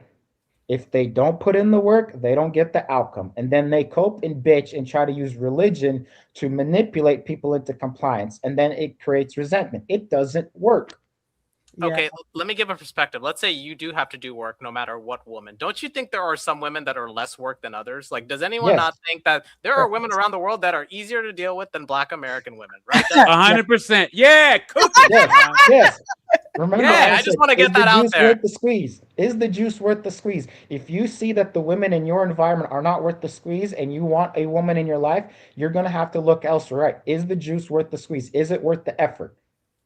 Yeah, I think guys just want to squeeze as little as possible and not have to deal with that. Yeah. It makes sense. It makes sense. We want to find the most efficient way to get what we want, right? Look at us men. We want to achieve purpose, right? Business, professional, whatever. We are looking for the most efficient way to achieve it. Why? Because we know we have limited opportunity costs. We have limited time. That's why we don't want to waste our time on that which doesn't work. This is why if you look at us men, we have this ability to humble ourselves and realize, I want this. Somebody else got it. Let me go show him that I'm willing to learn. Let me trade my humility to show him respect for the work he did and learn from him to save me time. And if you watch, we men, we respect another man who has the humility to say, I don't know what I don't know, but you have experience. I want to learn. We respect men like that and we're willing to teach him. But when another man comes and feels entitled to us teaching him, we don't respect that. We don't want to teach him. If he feels entitled to an outcome, like, yeah, no. Oh, you got the humility? Yeah, let me take you under my wing. Let me be your mentor. Let me get the reward of seeing you be successful. Right? So, there's no shortcut to doing the work. So everything you're saying about men wanting to put in the work and the outcome is good, but the problem is you're talking about male entitlement. Women are 1,000 times more entitled in this dating thing. And remember, reciprocity is key to almost any relationship, right? So let's say you have a man, because remember, Kevin Samuel's whole platform was built on men who built themselves up to the point where they're ready to do what Mark says. They're ready to put the time into a relationship. But Kevin Samuels got popular because there's so many women who aren't willing to reciprocate the need for outcomes. So what if you have a guy who's willing to put in the time, the outcome, but the women around him, the women accessible to him aren't willing to reciprocate that need for wanting to achieve outcomes? There is a social infrastructure in place of women from looks rating 1 to looks rating 10 to not reciprocate the need and the work for outcomes with the man. I agree. I can't change it. If she's ungrateful, she doesn't want to reciprocate, walk away. It's not worth your time. Yeah, I think his point is just like there's no way around it and you can't change women, right? I thought he was cooking. Well, just be on your purpose, guys. Women are secondary. Your purpose is no matter what it is. So, yeah, I don't think he's disagreeing that the purpose came first, at least from what I understood. Let me ask you this, Mark. What would you tell a 17-year-old today who's saying, hey, I'm in shape, I work hard, but the women, they don't respect me. They're not. No, Sean, 25 years old, law school graduate. Sure, 25-year-old law school graduate still doesn't get any interest from women. He says, I've worked hard, I got good grades, I'm respectful, I'm nice, I stay in shape, and women still don't give a shit about me. They'd rather go to Miami and deal with those guys. And that's the vast majority of women, and the other majority of women that aren't going in that direction are the ones who would rather simply not date, or they'd rather date older men, or they do whatever. Here's what I would say. You're not going to change what they do. You have to accept that you can't change what they do. They're going to do what they do. It is what it is. Now, that's descriptive. What kind of men are they chasing? Figure out how to demonstrate those qualities so that instead of chasing other men, they're chasing you. It is what it is. You're not going to change it. You can sit here and get mad about it, or you can say, you know what? The game is rigged against me, but damn it, I want to win anyway, so I'm going to figure this out. We love a good underdog story. This is why the men who put in the work to win, they don't put up with shit. from those who don't want to put in the work. That's why they keep winning and they won't apologize for it. They put in the work, they figured it out. They figured out what it takes to be attractive to women, so women are coming to them, so women are sliding into their DMs, and they're not going to apologize for it. They're just going to keep winning. Mark, you can please be point one to of me a them, man or who's you can winning. complain that you're not. Please point to me a man who's winning. Even Tom Brady's divorced. But you said earlier that you have to understand their feelings and their emotions and all this stuff, and you just can see it that women are going to Miami. You think the men that women are banging in Miami are understanding their feelings, like you said earlier, bro? Some of them, yes. Some of them, no. Get the fuck out of here. Yeah. No, hold on. The men who got game. Yeah, I agree. You can't have game without understanding female psychology. He's correct. I've seen the boot camps. Like I've seen too much. Like they do teach this stuff. Takes a lot of time though. So I understand if you don't learn it takes time. But it's like I don't think you can discount that there's men that figure out female nature and figure out how to make it work for them. Okay, Mark, what would you say to Tom Brady? He got divorced with Gisele Bündchen because he didn't understand her emotions and all her complaining. And this guy wins. This guy's winning at life. And now that he's divorced, he probably gets whatever women he wants in Miami. But what would you tell him? Would you tell him you didn't understand her emotions and her psychology? Well, but blue pilled is a mindset. Like it doesn't matter your accomplishments if you're blue pilled. That's true. Like so, like you saying like, oh, he's so great. Like that doesn't mean he knew anything about female nature. He dated Leonardo DiCaprio's ex. He clearly. I just don't think that understanding. I'm sorry. I'm saying like if he was dating Leonardo DiCaprio's ex-girlfriend. Like your bitch was on a yacht last year, like, and you had kids with her. You can't say you had a great understanding. You want to know what I would say to Tom Brady? I would ask him, "What's the outcome you want, and what are you doing to get it?" I don't know what he's trying to accomplish in life. I can't say shit because I don't know what he wants.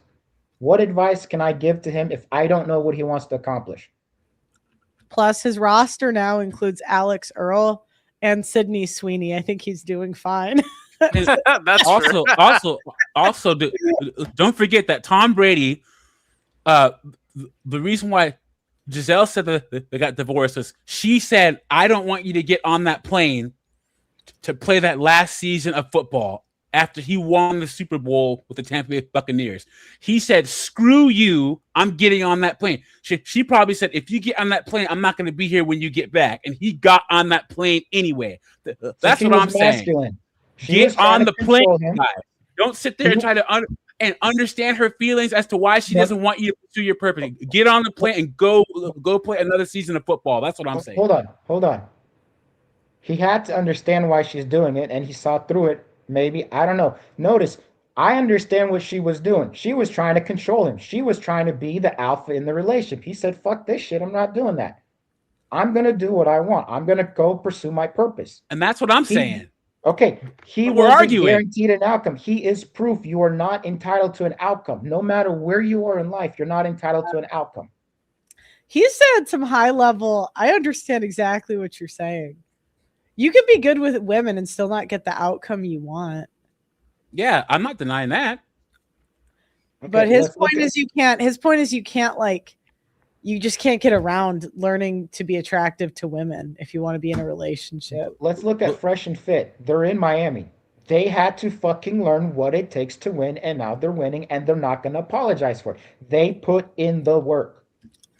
But they're putting that effort towards their success independent of women. We got into this because you're talking about outcomes with women. You have to compromise. I never said you give up your success to be successful with women. You have to consider the opportunity cost. Is the juice worth the squeeze? They decided it was worth the squeeze to learn how to be successful in multiple things. And they decided that they're going to hold themselves accountable to be successful in the areas they want to be successful in. They said, "We don't know about finance. We're going to learn it. We don't know about streaming. We're going to learn it. We don't know enough about how to be successful with women. We're going to learn it." They decided that the juice was worth the squeeze. They want it badly enough, and they're going to figure out how to do it, and they're going to manage it till they get the results they want. I'm not saying surrender your purpose. What I'm saying is it worth the effort to have the relationship you want? If yes, put in the work. If it's not worth the effort for you to have the relationship you want, then admit that you don't want to put in the work and just accept the fact you're not going to have the relationship you want. You are not entitled to an outcome. You want to be successful in business, got to put in the work. You want to be successful when you're going to school, you got to put in the work. Yes, yes. Chase, would you like to speak for black men on this topic? I just want to say good evening, Pearl. Good evening, everybody else. Thanks for having me on.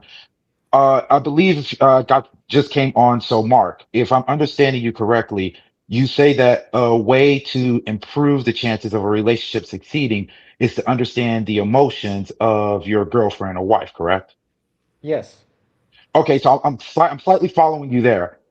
So would you agree that if you're going to take that path, she has to be very effective with matching her words to her emotions? So the more effective she is with that, the better it'll help you achieve that goal. Would you agree? Yes, but don't expect it. Women oftentimes don't know what they're feeling. They just know they're feeling it, but they don't know how to express it. And oftentimes they don't even understand why. As a man, you have to be like, hey, she's feeling a certain type of way. She probably doesn't understand why.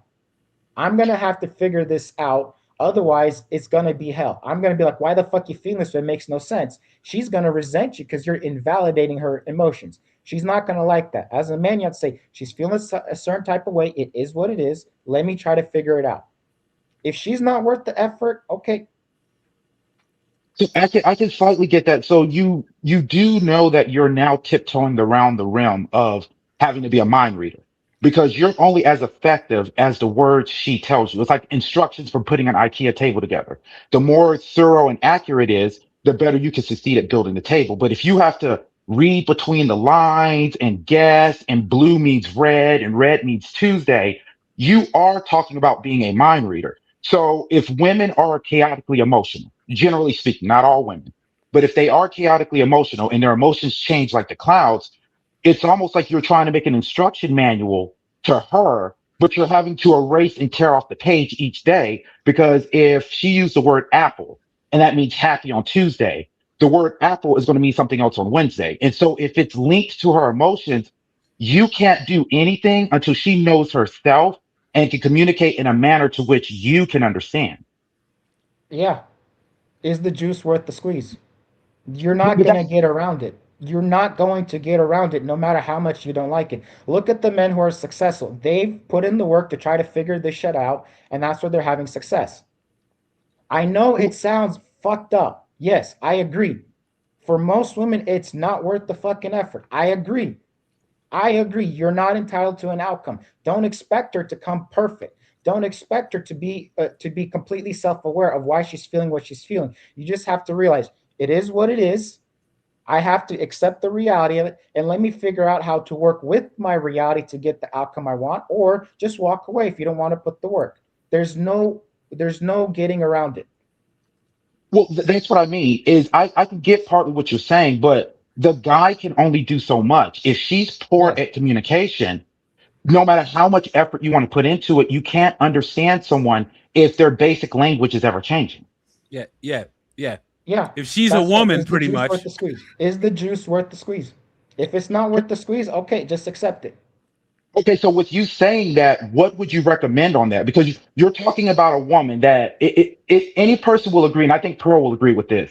In any relationship you're in, you have to be efficient at communicating. You have to be efficient at matching your words to your emotions. And if you're not good at that, no matter how patient the person may be, they could be Gandhi. If they can't understand where you're coming from, even if you don't agree with them, you can't support them because you don't even understand what they're saying. And I know you keep saying that is it worth the squeeze, but how do you get over that hump? Let me find it. Go ahead. You can answer his question. If she can't be honest, you got to call her out on it. You got to tell, Well, it's hey, I'm willing to help you, not but you don't honesty. want to be honest. I'm not going to waste my time with somebody who's dishonest, and you got to walk away. If it's not worth the effort, walk away. You got to call her out. It's like, hey, I see you're feeling this, but you're saying this. Your words don't match your actions. That's bullshit. I'm not going to put up with it. I'm going to walk away. You got to hold her accountable. Understand, you don't need that relationship. Well, that's the thing I mean is so I get what you're saying. That's the reason I'm saying. I'm not so much disagreeing with you. I'm more of challenging you because even if you look at the people in the chat and most of the guys are single or most of the guys in a relationship, even if they would bless her with the patience and the time, you can only do so much. If she's poor at communication or can't match the right words to her emotions, you can give her 30 years. It's not going to improve. If she's communicating at a seventh grade level, and you're a sophomore in college, you can give her 30 years of patience. If she can't evolve to be able to get her words through the emotions, it wouldn't even be the squeeze. So I get what you're saying. And I think what a lot of the gentlemen in the chats are saying is that it's ridiculous to sit there and learn someone's emotions. I slightly agree with you because emotions is nothing but a pattern. Think of it like a profile if you're into true crime. You're pretty much being a profiler, but you need a baseline of communication. And if she is not efficient with a baseline of communication, you could give her 30 years and give her an infinity stone to control time. She's never going to reach that point. So that's what I'm saying is instead of saying, is it worth the squeeze? Give examples of how a guy would be able to get a female to improve her words to her emotions because you have to have patience and you can't really teach patience. You kind of have to learn it for yourself. But if the guy already has patience and you're sitting there on the side of the shore waiting for her to say her words, and she says, the sky is blue, and you write down, blue means this. If it's by emotions and she didn't match the words right, blue is going to mean something else tomorrow. Blue is going to mean something else next week. Blue is going to mean something else next month. You're only going to wait on that shore for so long. So how would a woman work on her proficiencies to her words, to her emotions? That's what a lot of people don't talk about. They don't talk about that part. You have to hold her accountable. When you can tell she's in some kind of mood, and you tell her, honey, how are you doing? And she says, oh, I'm fine. You gotta call her out on her bullshit. Like, no, you just lied. I know you're not. You just said fine. You lied. You gotta call her out. There's no workaround. There is no shortcut. Efficient communication is a skill that you learn. You learn to have efficient communication. If you see that that other person refuses to learn, walk away. You can't make them learn. You can't make her learn. If she decides that learning how to have efficient communication isn't worth her effort, why would you stay with her? She doesn't respect herself enough to put in the work to get the outcome she wants to communicate efficient with you. Look how much women complain about men don't know how to communicate, and then men turn around. Actually, we're more self-aware than you give us credit for. We see through your bullshit. You don't want to hold yourself accountable. You expect us to be mind readers, and we've told you over and over, we are not mind readers. If you don't tell us what you want, don't expect us to give you what you want. Don't expect us to try to rearrange our schedule to put in the time to give you what you want if you can't be honest with yourself. If a woman doesn't want to be honest with herself, walk away. You can't make her. You can try to hold her accountable. It might work, it might not. You are not guaranteed an outcome. You are not guaranteed that she wants to put in the work to communicate efficiently. You're not guaranteed an outcome. You can try to have the good dick where she decides the sex is worth it, so she's going to try to learn. You can try that. That works sometimes. But at the end of the day, if she doesn't want to put in the work, you can't fix it. You can't fix people. You can hold them accountable if they let you. Well, that's what I mean. I'm not saying so much to fix people. Everybody has to have a baseline of communication. If you're dealing with a 35-year-old that has a job, she learned how to communicate. And I know Pearl laughed at that, but she learned how to communicate to get that job. If you're her 29th body, she learned how to communicate to do that. If she's got two cars, she's learned to communicate to do that. If she has a degree, she's learned to communicate to do that. You have to have a baseline to it. And like I said before, if her communication was that bad, she should be sitting on the side of the road, homeless with no accomplishments and no materialistic worth. I think every person would agree with that. But if she has a house, an apartment, a car, a degree, she's gone to Dubai, she has a circle of friends, that takes a tremendous amount of communication. You'd be surprised how bad of people women can be and still be terrible communicators. They're gonna simp. Okay, so you can bitch about the fact that simps aren't holding her accountable. She can continue to be a shitty communicator, or you can say, you know what? The simps have made her that way. I'm not gonna be a simp, and it's not worth the effort. You can be upset about how much work it's gonna take, or you can just walk away. You're not guaranteed an outcome. I mean, you're not guaranteed anything in life. Yes. in general. And any person will say that, but that's the reason why you work towards something, because you want to play the odds in your favor. And like I said, I agree with your method to a degree. So I'm not saying you're entirely wrong. I agree with it to a degree. I just think that it's less of the baton being in the guy's hand and it has to be on the woman's hand, like if it's your girlfriend or wife, because even if you possess the patience or even if you possess the stilled wisdom, if she can't communicate, you can't teach that. That's something she should have learned from her mother, her father, her close circle of friends, her sister. And if she's 34, 35, or 36, or even close to 40, and she hasn't even communicated at a baseline level for a relationship, you might as well just give up on nearly every female that may be 40 and is not in a relationship. Because there is a Yeah. point of no return. There is a cold snap where if you haven't learned it by now, you're probably not. Yeah. Yeah.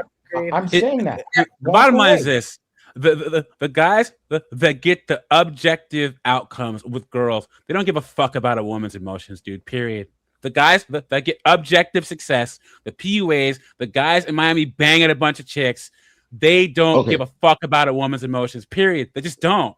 But Yeah, we're okay, supposed to understand. okay. Get the fuck out. No, Hold no, on, Doug, hold on. but a lot of those guys do. They put in a lot of time in order to understand female nature. I've seen But you it. don't have to understand a woman's emotions Being to a understand player. a woman's Okay. nature, though. You don't have to Okay, sit there and be like, baby, No, what's they don't. wrong today? Get the fuck out. That's so not true. Like I'm telling you, it's like it's autistic the level they like my one guy I'm thinking of, like he's really good at cheating, right? So that's like his thing. And he like I asked him, I'm like, what do you say when she like says, oh, can I see your phone, or can I like X, Y, and Z? He has autistic level answers for each of these things, and he can also autistically tell you like what she's actually saying when she says that. I mean, look, I'm butchering it because I'm not the one who did it, right?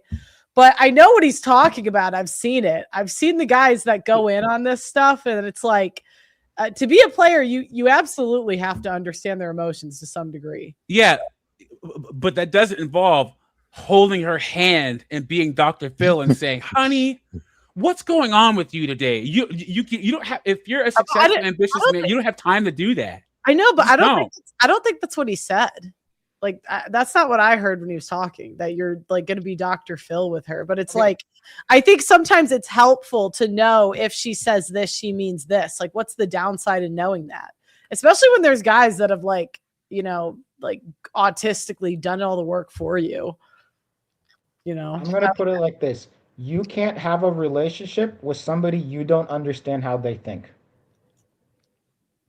Well, okay, so two things. The first thing is I do agree with what he had just said. I could see where the confusion is now. If you look at talking, dating, relationship, marriage, I could see where relationship and marriage, where you would come in, Mark, where you're sitting there saying that, hey, you need to learn her emotions. You need to try to understand how she's feeling and she's reacting off her emotion. But if you're anything under the realm of relationship, where it's just dating, hooking up, one night stand, friends with benefits, you don't really need to know her emotions because you're not taking it serious.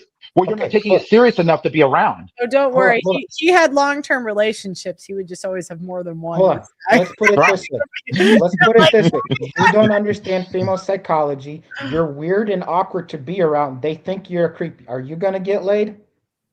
Yeah, are you mixing female psychology with socializing?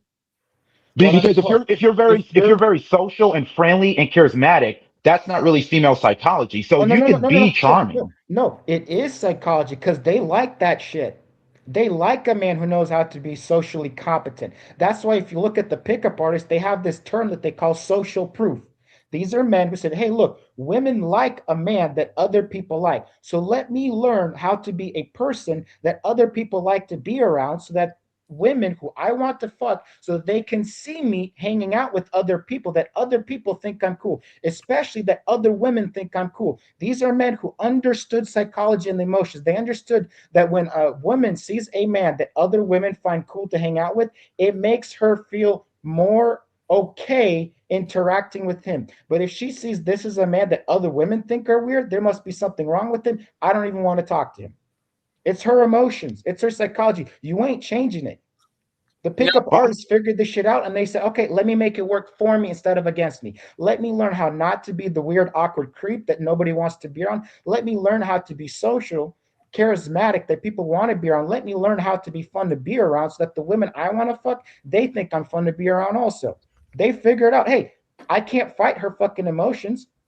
But pickup artistry, it's just like those Hallmark romance movies where pickup artistry, they teach you how to get like sex, but the hard part, it's like those Hallmark movies where the girl falls in love, kisses the guy, but then the movie ends right when she kisses the guy. Right. What I'm saying is like you're talking about, because earlier your context was having a relationship and a long-term outcome with a woman, right? Right. I don't think anyone would argue with the initial pick. You have to put in the work there, but like the cost really comes at dealing with the woman long term.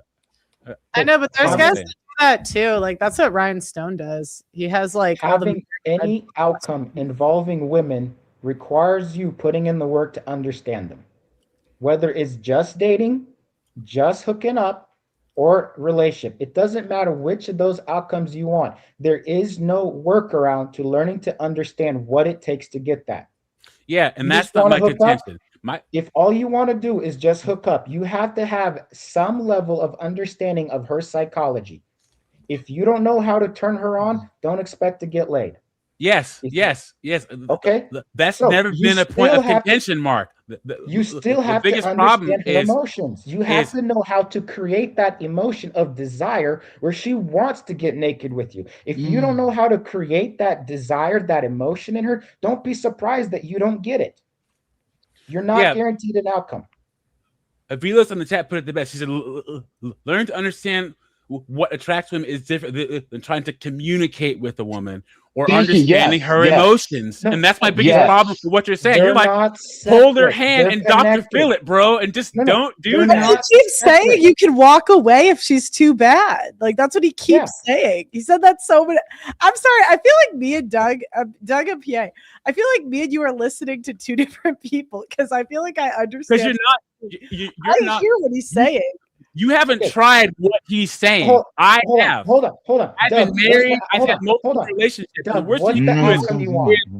Understand her, bro. It'll work, bro. Just understand her, bro. I know guys with a different point of view than you that have also done it. You know, it's like, Doug, what's the outcome you want?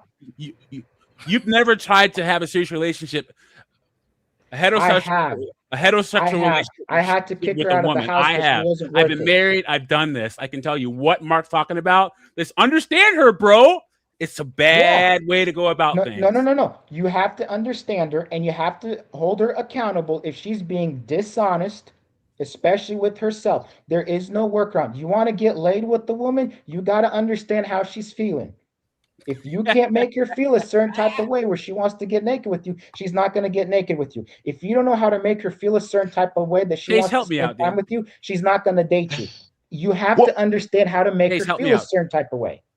You know, there was sorry, go ahead. Okay, no, you got it. You got this. Yeah, I was gonna say there was a famous quote. If anyone watched the movie Jack Reacher with Tom Cruise, there's a famous line where that hooker sits down with him, or like that girl sits down with him, and she's basically like saying like she wants to get out of there with him, and he basically says, "No, thank you, I can't afford you," and she says, "I'm not a hooker," and she says, "Exactly, that's why I can't afford you." And basically what he's trying to say is the most expensive women are the ones you don't pay for.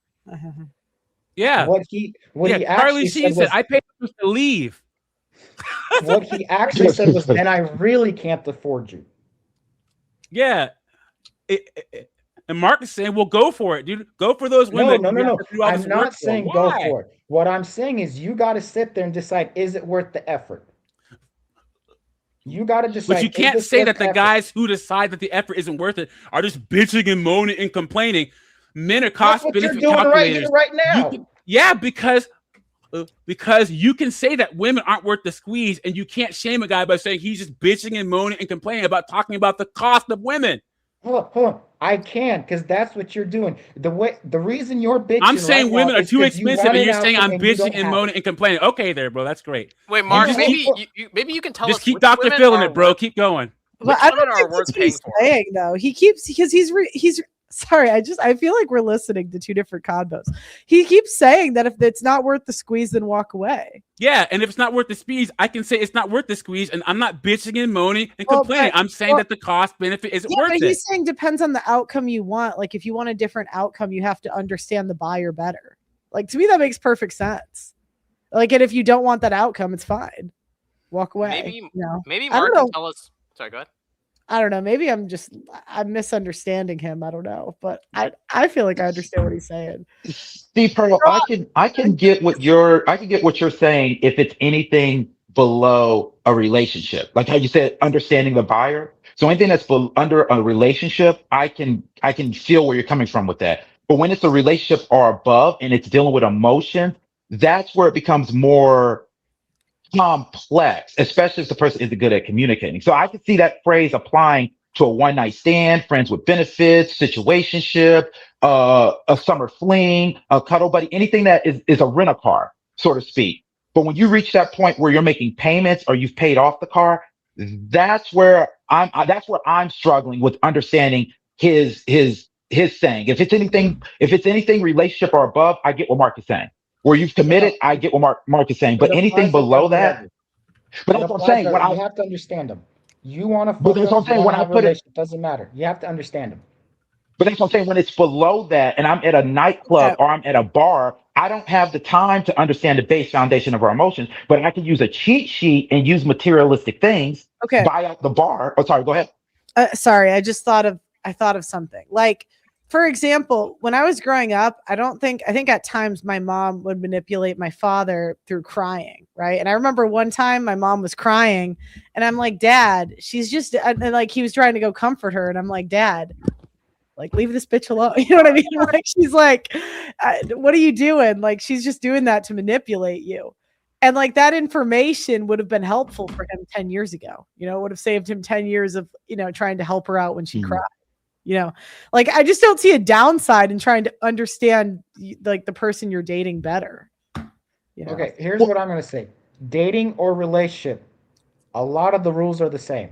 You got to know what she finds attractive so you can turn her on, and you got to see through her bullshit or she's going to bullshit test you until she resents you. If I take Pearl's example, her experience with her father and her mother, they were married and they were together. So her crying had effect on him. Now, if they never met and they bumped into each other at a bar or at a party and she tried that same tactic, it wouldn't hold the same weight onto him because they have no emotional connection. So that's the reason I'm saying is that at a certain point when it's a relationship or marriage, I can see where Mark's coming from. I can actually see a lot where he's coming from. But anything below that, if any of these guys that's in the chat is at a party or at a club and they see a girl crying or they start talking to a girl and she starts crying, they'll slowly ghost her or drift away because there's no emotional connection. There's no reason for me to need to worry or learn why she's fully crying. And even if I took the time to say, why are you crying? If I don't care, I'll be right back and I'll just ghost her. She's a rent-a-car. I have no investment in her. Why would I try to learn her emotions in the middle of a party? Okay. Yes, I agree. You're not responsible for her emotions. You are not responsible for how she feels. That's not what you said earlier, though. No. Yes, I said you have to understand. I never said you're responsible for it. You have to understand she's going to feel what she feels, whether you like it or not. You can either not know how to manipulate her emotions so it's working for you, so you're getting the outcomes you want, or somebody else is going to be manipulating her emotions and you're not getting what you want. You slipped manipulate in there. You didn't say manipulate earlier, bro. Okay, yes. You're sliding stuff in there, man. I listened very carefully. Now you're changing stuff up. Hold on. Let's use a different word. Influence. Influence for the outcome you want. How's that different than manipulate? Mark, let me give action. Let me give you a hypothetical. Like, let's say you're in a relationship with your old girl, right? Let's say it hasn't gone south yet. And let's say you're married and you live together and you share a mortgage. Both your names are on the house. You have kids with this girl and she starts acting up. What do? You got to call her out on it. No workaround. Okay, she still acts crazy, just like she was with you. What do? She doesn't listen to you. You call her out on it. You hold her accountable. I know it fucking sucks. I know she's probably going to rape you in divorce court. You got to decide, is it worth me being treated like shit because I'm afraid of divorce court? Or is divorce court easier than me hating myself because I continue to put up with this bullshit? You're not guaranteed an outcome. I know it costs us a lot when we men lose. It is what it is. I can't. But you said we change don't it. lose earlier. Remember that? You said that we don't lose. You No, no. said it. I said you're not guaranteed an outcome. You're not. You said we guaranteed don't to win. lose earlier. You just said guys lose now. Yes, Bro, some guys you're lose. cooked, man. Hold on. You're not guaranteed to win. You're gonna encounter L's. What was the stream yesterday that Pro saw? You got to take the L. That goes for men and women. It happens. If she's acting up before you get in a relationship, walk away. She's acting up in the relationship. You got to decide: am I going to walk away, or am I going to try to hold her accountable to fears? You have the option to walk away no matter what. You don't have to put up with her bad behavior. You got to decide: is there enough here for me to try to work through this, or not enough? I'm going to walk away. You are not obligated to stay. Society tells you have to stay. No, you don't. You don't have to put up with their bad behavior. You have the option to walk away. That's why men control access to relationship. She wants to act stupid, walk away. Hold her accountable, call her out, or walk away. The biblical thing is you kick her out of the damn house. Make her suffer for being a bitch. She doesn't want to appreciate you being a good man, kick her out. Let her figure out how good she has it. So maybe she decides, you know what? I'm going to own my shit and not act up.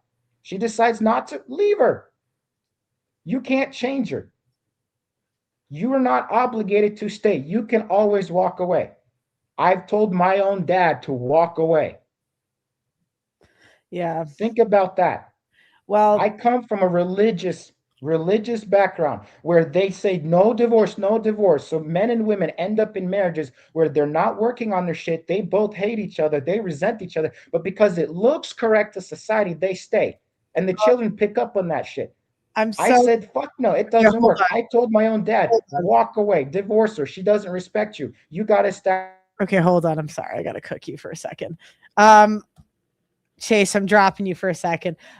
Sean, I'm so excited you called in because I'm really curious your take on this, Mr. Communication. King of communication. Wait, I'm trying to figure out where it's at right now, Pearl, because they was going back and forth. Shout outs to Doug and Lynn, but okay, what did you hear? What did you hear? A lot, but it sounded like you were saying they were talking past each other, like they were basically almost saying the same thing. I thought Mark was cooking. I'll tell you what I understood. Doug MPA thinks he's full of shit. No offense, Mark. Doug MPA is on the other end. He's saying he's like, he's bro, get out of here. Sean's on that end. And I was like, are we listening to the same convo? I was so entertained by this conversation. It's completely off topic. So, but I let it keep going. Right. Wait, Doug, what did Doug think? Doug, so, what do you think is going on? So Mark, Doug MP, I'm going to let you go first, actually. Tell me why you think Mark is cooked, Dunzo. Please refrain from the personal attacks. Don't do that. Okay, just say why his argument is bad. And then, Mark, I'm going to let you go after. And then Sean will give your take. Okay. So, we should have Mark restate his thesis first. Okay. Can you sum it up in like 30 seconds? And then I'll say my interpretation. So, restate your thesis. Okay, you're not entitled to any outcome. You get the outcomes you want to work for, regardless of what it is in your life. If you want to get a good relationship, you got to put in the work. You want to have a good woman, you're going to have to put in the work. That's it. There's no workaround to putting in the work to get the outcome you want. Okay, so what he's leaving out is he said that you have to understand a woman's emotions, right? And you have to put work towards understanding a woman, understanding her emotions. If she's upset, you have to ask her why she's upset. You have to do all these things to women to understand them to get the outcomes you want. And I'm like, bro, what are you talking about? Now, we do agree that a man's purpose should be first. I just said, look, a cost-benefit analysis. A lot of times, modern women are so entitled, they want a man's time and effort to be put towards them and not their purpose. Understanding women, guys that get the most objective outcomes in the sexual marketplace don't have to Dr. Phil it and understand women's emotions. Even if you know what to say to a woman based upon how she's feeling, it doesn't involve you having to understand her emotions and put in all this work. If you put in into your purpose, women will follow. So this whole thing where you have to Dr. Phil it and understand where she's coming from, and you have to the juice is worth the squeeze and stuff. It's just no. Like, if you've ever had a serious relationship or been married, you understand that what Mark is saying is not the best way to go. It's just not. Okay. Understanding women and their emotions, all this stuff. Good luck with that. Okay, Mark. Is there anything that you wanted to add before we let Sean go? You also said that men don't lose when it comes to interacting with women. I said yes. Okay, here's what I want to say. If you're not going to Dr. Phil her emotions, she's going to do it with her crazy girlfriends, and they're going to convince her to break up with you because you ain't shit. So you let them Dr. Phil her, or you figure out how to Dr. Phil her so it works for you. Okay. Is there anything else you wanted to add before we let Sean go? Mark, and then I'll let Doug have one more final ad if there's any. Mark, is that it? Yeah, that's it. Okay. Doug MPA, is there anything else? I just, Sean, help me out, dude. Help me out. Okay. Go for it, Sean. Okay. Sean, now, before Sean goes, I think Sean's going to agree with Mark. I really think he's going to agree with him. But I could be wrong. I don't know. So, Sean, go ahead. All right, cool. So I don't know what happened in the first round, but I think that these guys, I would actually agree with both of them. And I'm not being diplomatic. I'm actually being honest. Mark was cooking and Doug was cooking, because I do believe, let's go off his last point when he said you have to Dr. Phil the situation. I have to control everything. Like, at the end of the day, and I also have to realize that I don't have control of everything also. There is free will. But I'm at least going to be the person who propagandizes my girl. I'm going to be at least the person who creates the archetype that she steps into. I design everything. I'm God on this planet. And so net, I create the laws and establish them. The part will probably differ is just, hey, when they violate, then they get tossed out of the Garden of Eden. That's all it is. But I did everything else that I needed to do to set up the construct, because I can never step into a female's construct ever. What do you think about managing her emotions? Do you agree that all humans? I think that's what they're disagreeing about. Is Doug MPA saying no, that's a waste of time. You can't manage her emotions, and Mark saying no, you have to. What do you think, Sean? This is what I'm trying to say, and I think Doug also will probably agree about managing her emotions. You don't have to manage her emotions like a simp. That's what Doug probably hates, because most guys do that. So it comes to, they're not really managing her emotions from a power position. They're doing it from a reactionary position. Meaning, like you said, when your father, she was crying or whatever, right? Mm-hmm. He would just kowtow and do whatever she said. From what I heard, what Mark said is he'll try to control the situation and redirect that energy into a situation that benefits him. That's an alpha move, or that is an architect move. So all humans have it. I led Marines. They were trained in the United States Marine Corps to be killers. I still had to manage their emotions and understand the psychologies of my troops. You just deal with humans. But I think Doug just has a real hell no policy, zero tolerance to men dealing with women's emotions and a gynocentric construct, which is usually like, let me appease you. Let me go do what you want me to do, honey. Well, Sean, yes, I'm going to add that, because when you were managing the emotions of your Marines that you commanded, there's tangible benefits and outcomes for all parties involved. Women are selfish by nature. So you can manage a woman's emotions with no tangible benefits to yourself. That's what I'm saying. Women want successful, competitive, ambitious men to set what they want aside to help them achieve their own selfish goals, period. No, I do agree that a good amount of women are like that. So you have to really stay away from those women who do that. There's a lot, because you know why? Supply and demand. Most guys give that over to them because they're just usually, again, from the gynocentric construct, pedestalizing the women. But Doug, you are a person that mostly when you come across those women, what do? Try to cut them out your life, and you learn from the situations you already had in your life. Now, you're probably going to get a future girl, but she won't have those characteristics. Am I right or am I wrong? You're going to find a girl that's similar to their ex. What? Ask that one more time. I'm sorry. Cut out for a second. I said, are you going to find a girl that's similar to your ex or a different one? Because again, Exactly. And she'll treat you different, right? Depending on her and you and what you work out. But you just know the flags and the indicators. But also she can crash out too. That's always, an option. I'm going into my next relationship knowing that I'm not going to benefit from a woman's emotions, period. I'm just not. Like I have to benefit. I see you saying from her emotions. Like honestly, how can a man benefit from a woman's emotions in 2022? What's she gonna do? Love you? Get the fuck out of here, dude. Hold on. What's she gonna do? Care for you and nurture you? Women are not nurturers. They don't love you for real, period. Hold on, Doug. Go ahead, are you benefiting when she wants to fuck you because you know how to build attraction and desire? Women can fuck guys that they're not emotionally attracted to. They do it all the time. Yes. So no. But don't you benefit when she wants to? You have to know how to manage her emotions to make her feel that way to get the sex you want from her. Women sleep with guys for freaking material things, cost benefit all the time, bro.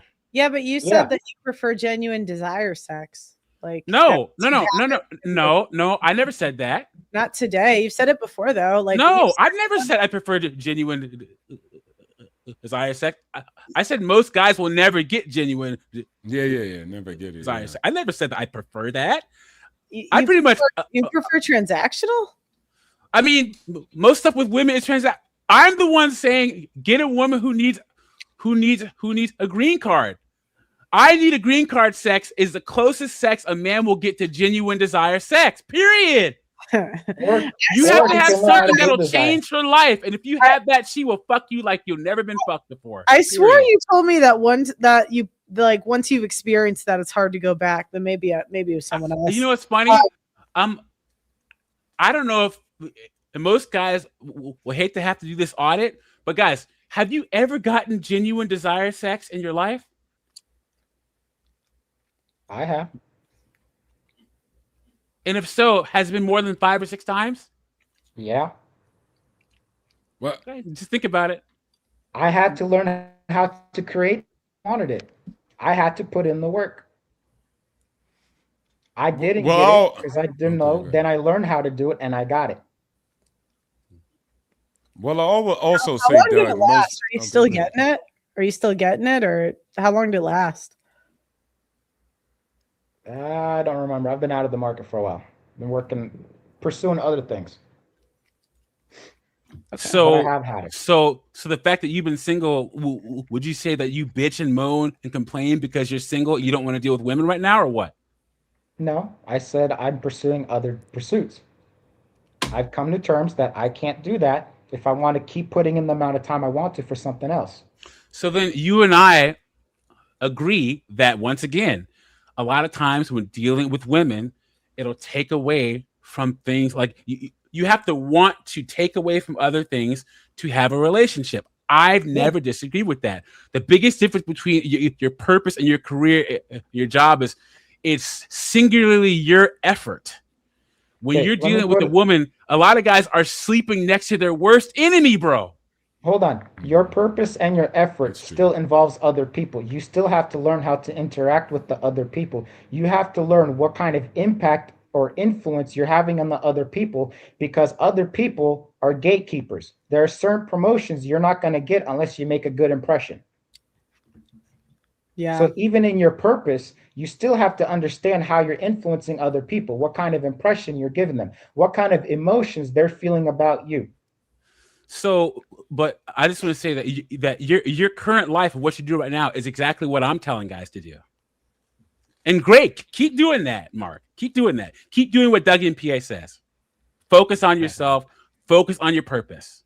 Keep doing that. I feel like we're listening to two different combos, but I'm going to actually wrap it up. This was a good back and forth. Eddie, you guys can give your final words on the topic. Sean, you just got here, so I'll let you go first. Dang. All right. Shout outs to both of them. I think they both had a good conversation. Shout outs to you too, Pearl. What I would say also is Dr. Ryan Taraban actually did a video. He was talking about the girl being the prize, or what we like to call a diamond. And let me finish before you start shaking your head, Mark. All right. Let me land the plane. All right. We just got up in the air. So net, what he was saying, right? Now you're going to start shaking your head like this. What he was saying was that men are the diamond mine owners. We own the mine. See, the diamond is pretty when you gloss it up and everybody focuses on that, but nobody focuses on who actually owns the mind. And for me, I was saying, I'm the champion. I collect many prizes. Females is just one of them. So you could be the prize all you want. Nobody's going to John Jones for the belt. He's a champion.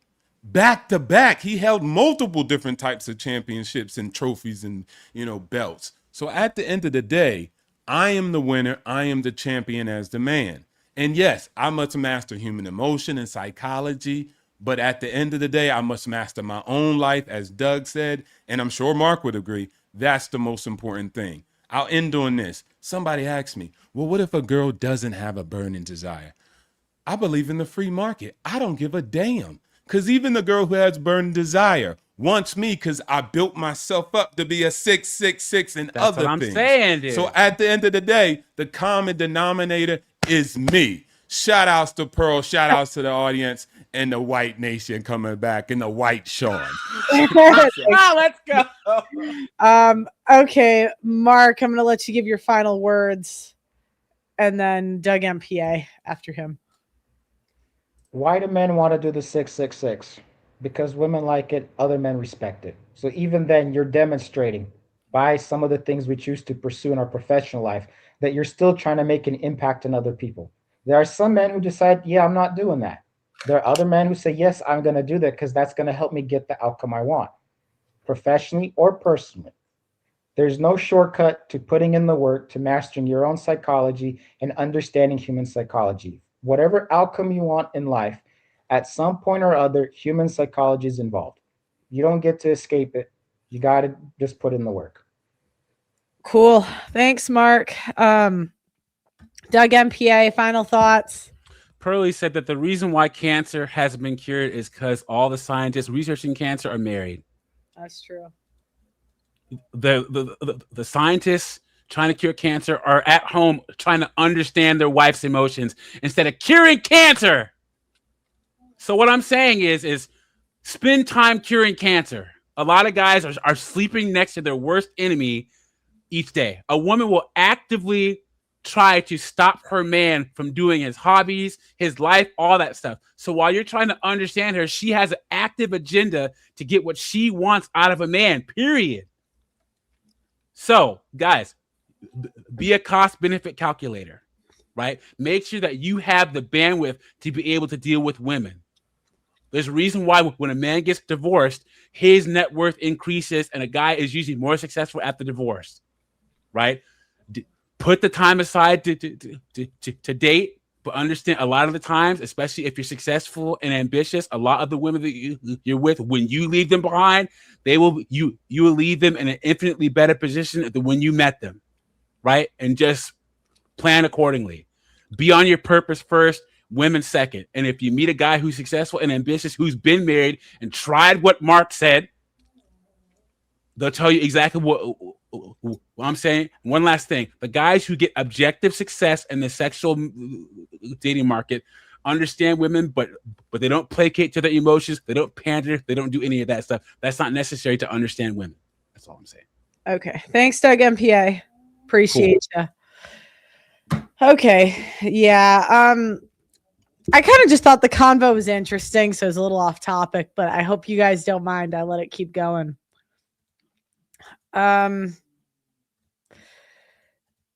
agree with him that you have to understand female psychology. You know, I agree with him. I don't know. It was kind of weird because I was like, I feel like we're listening to two different convos, because I'm like, it made perfect sense. Maybe I'm crazy, but it's like, sorry. Oh my God. Because like the way I think about it is women shit test you on the first date and we just shit test you for eternity. So you just got to learn. Anyways, I'm getting tired. So take it or leave it. Tomorrow, I was thinking, if you guys have any say on the show topic tomorrow, I was debating covering either Katy Perry, covering how you have 48 hours to hit as a man, So you got 48 hours, really, because we're just never going to fuck you if we don't fuck you immediately. That's just my opinion. Like, you got from like now in 2026, you're like competing with concerts. You're competing with every other guy in our DM. You got 48 hours, my guys. First message to hit. Guys that wait longer, you're going to be waiting a long time. You are not first choice. And some men don't mind. They're like, I'll take a second, whatever, you know. So if you guys like that topic, put it in the comments. Let's see. Oh, how women liking bad men isn't necessarily bad because women don't like men that have validation seeking behavior. And that's actually normal. Because we don't want a guy that avoids conflict, who's not honest about what he wants, who's not assertive. And that's why, like, we always phrase it as bad, but it's not necessarily bad that women don't want wimps, right? So one of those, if you like any of those topics, put your favorite out of the three. Those are the ones. I'm either going to go live tomorrow or Friday. I felt like I'm kind of testing the schedule I want to do. And I kind of like the idea of Tuesday, Wednesday, Thursday weeknights, but I think sometimes it's a little bit better when I wait a day in between. Like today, I think was a little less organized than yesterday. So, you know, do you know what I mean? I'm like, So what I'm gonna do is I'm gonna write it, and however long it takes me to write it, then I'm gonna do the show. So if it takes me all day today, then I'll do it all day tomorrow, then I'll do it tomorrow. If it takes me a little longer, then I'll do it Friday. So I don't understand. People always say this. They're like, what's wrong with your eyes? I'm like, I don't know. I was born this way with my guys. Like, people always say they're like, are you tired? I'm like, no, I actually get 8 hours of sleep pretty much ever. I'm an influencer. I'm a YouTuber. I haven't had an alarm in years. I don't say this to brag. I'm just being honest. I really haven't had an alarm. Like, I don't remember the last time I had an alarm where like I had to leave and go to work. Like, it's been that long. This is probably the most spoiled thing ever to say. But I'm like, I'm not tired. I just look that way. I just, you know what I mean? Bad Boys, you like that one? Yeah, it's living. Yeah, like, I think that one will take me. That if I do that topic, I'll probably wait till Friday because I was reading Dr. Glover's work and some of Ryan Stone's work, and it just articulated why like certain men are unattractive to us in a way that was so insightful that I was like, I could talk about this for 3 hours because it just made so much stuff in my life make sense. Because that's essentially like guys that are quote unquote bad are honest. Well, not all. I'm going to be honest. I know some that lie to high heavens, but it's like they almost, even men that lie, it's like on a subconscious level, it's like they have the boldness to lie to you, right? In a way, it's like easy to tell the truth. You got to live with guilt if you lie. I'm not saying to do it, but it's kind of like you seen what's it called? Anna Delvey. It's that girl. She like scammed all of she got invited to like a billionaire party and got into high society in New York and like stayed at all these rich hotels by lying and saying she was an heiress. And you know what I mean? Like people, she's kind of become an internet celebrity, even though she's obviously a loser. Because everyone's so enamored with her. Because in a way, it took courage to lie. Like, you know what I mean? If you're going to scam all in New York City, you could say it's a bad, right? You could say it's immoral. But in a way, like that did take courage to do the wrong thing, you know?